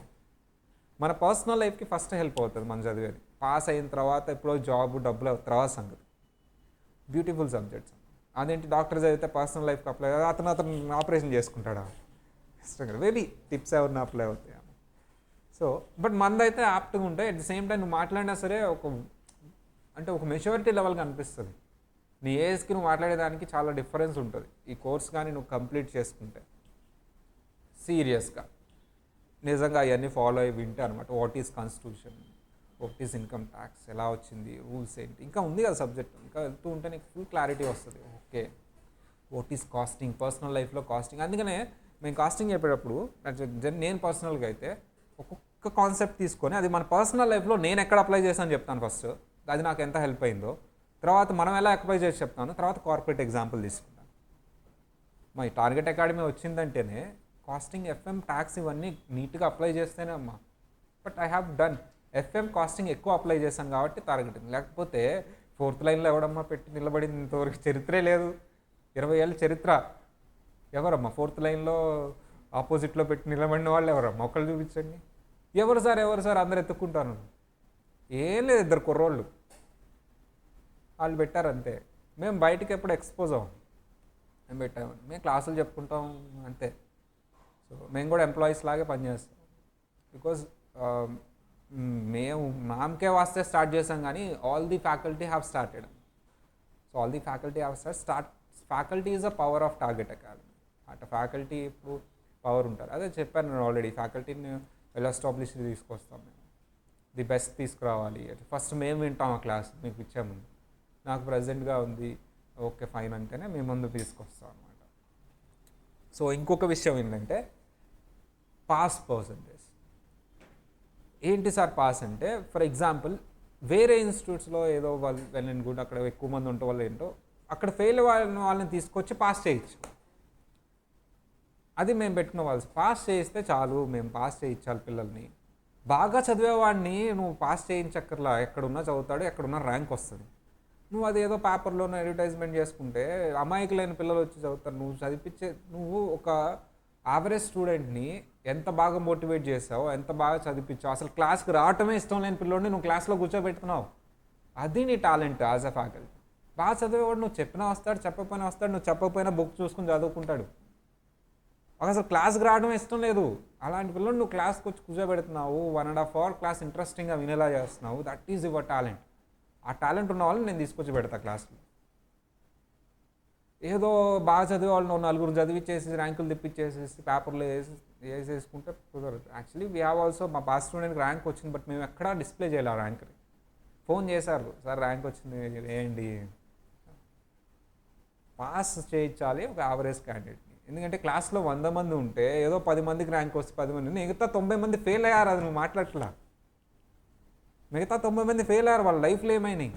1,50,000 తీసుకుంటున్నావు, 1 lakh తీసుకుంటున్నావు, 90 మందికి ఫెయిల్ అయితే నువ్వేం చేసావు? ఫీజు వెనక్కి ఇవ్వమని నేను అడగట్లా. వాళ్ళని పట్టించుకున్నావా? ఫోన్ చేశారా? మళ్ళీ ఆల్టర్నేటివ్ చదువు అని చెప్పావా? డిగ్రీ అన్నా పట్టించుకున్నావా? ఎంబీఏ పట్టించుకున్నావా? లేదా పిహెచ్డీ చేసిన తర్వాత ఇలా ఉంటుందని వాళ్ళకి గైడెన్స్ ఇచ్చావా?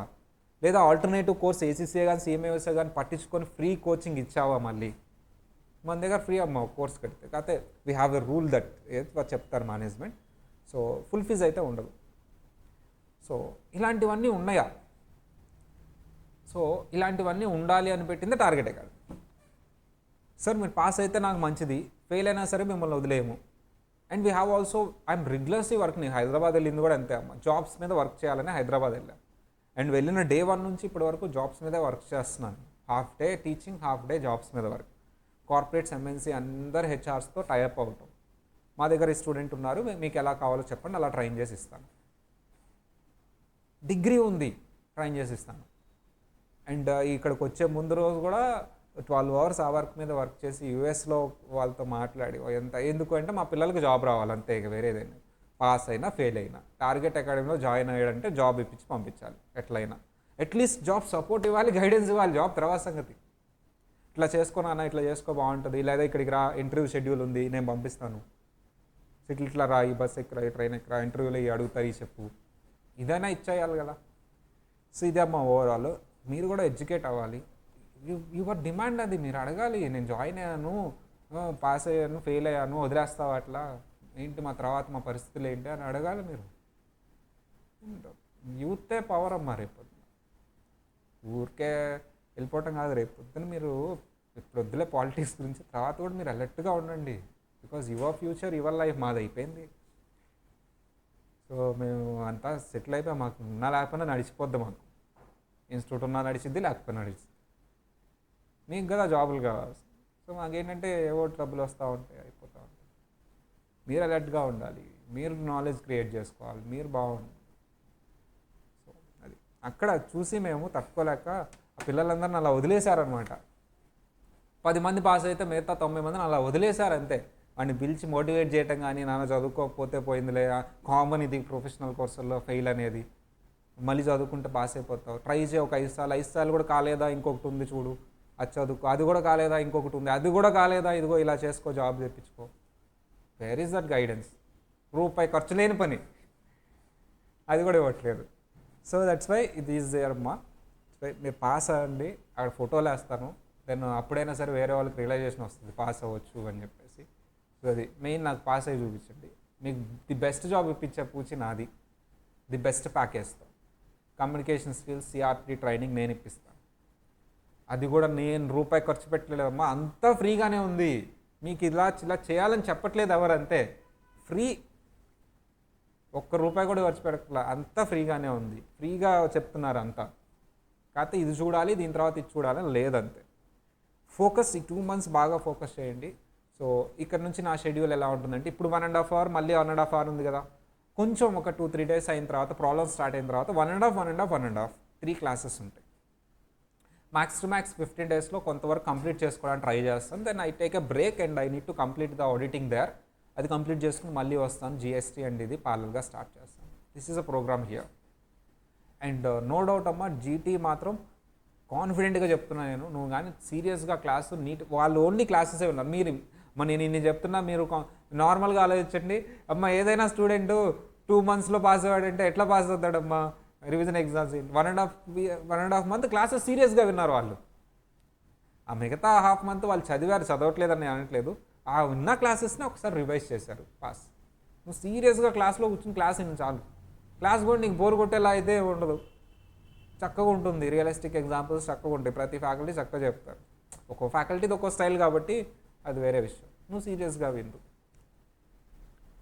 మరీ అసలు మన దగ్గర ఈ పరమ అబద్ధం చెప్తున్నారు ఏం ఉండదమ్మా, బాగా చెప్తారు. కాబట్టి ఒక్కో ఫ్యాకల్టీది ఒక్కో స్టైల్లో ఉంటే you need to adapt that style. ఈ సబ్జెక్ట్ ఇంతే, ఈ సబ్జెక్ట్ ఇంతే. నేను మళ్ళీ సేమ్ ఆడిటింగ్ చెప్తాను, డిఫరెంట్ స్టైల్లో చెప్తాను. ఎఫ్ఎం చెప్తా, డిఫరెంట్ స్టైల్లో చెప్తాను. కాస్టింగ్ అసలు టోటల్లీ డిఫరెంట్ స్టైల్లో ఉంటుంది. ఒక్కొక్కటిది ఒక్కో స్టైల్ అన్నమాట, అంతే. That's why you need to focus on the classes నీట్గా విను, రివిజన్ ఎగ్జామ్స్ రాయి కాన్ఫిడెంట్గా. నీకు ఫస్ట్ రివిజన్ ఎగ్జామే చెప్పిద్ది నువ్వు ఫెయిల్ అయిపోతావని నమ్మొద్దు, అబద్ధం. నేను చెప్పేదే నిజం, గుర్తుపెట్టుకుని. ఆల్రెడీ ప్రూవ్ చేసా, 10th class అయిపోయింది అన్నారు. అవన్నీ అబద్ధాలమ్మా. ఎవరు చెప్పేది మాత్రమే నిజం, నేను చెప్పేదే నిజం. 1-to-1 కౌన్సిలింగ్ పెట్టుకుందాం, సిలబస్ కొంచెం మూవ్ అయిన తర్వాత. Then I will guide each people individually. Right? Next class ఏంటి?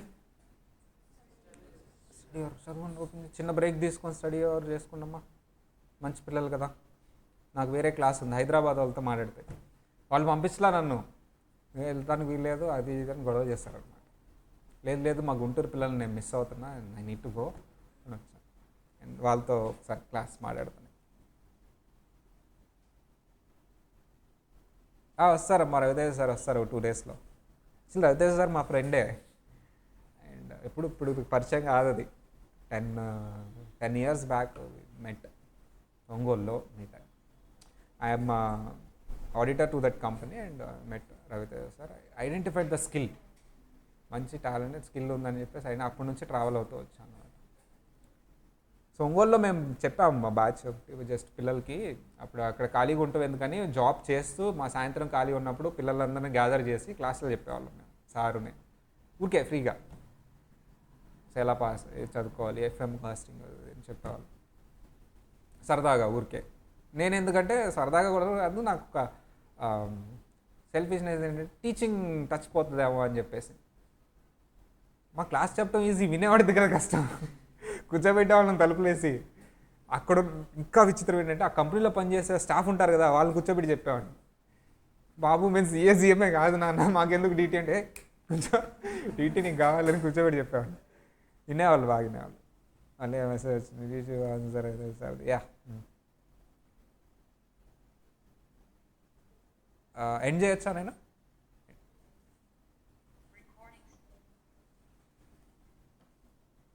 అందరిది బాగుంటుంది, ఒకసారిది ఈసారిది ఆ సరిదని కాదు, ఒక్కొక్కసారిది ఒక్కొక్క స్టైల్ ఆఫ్ టీచింగ్.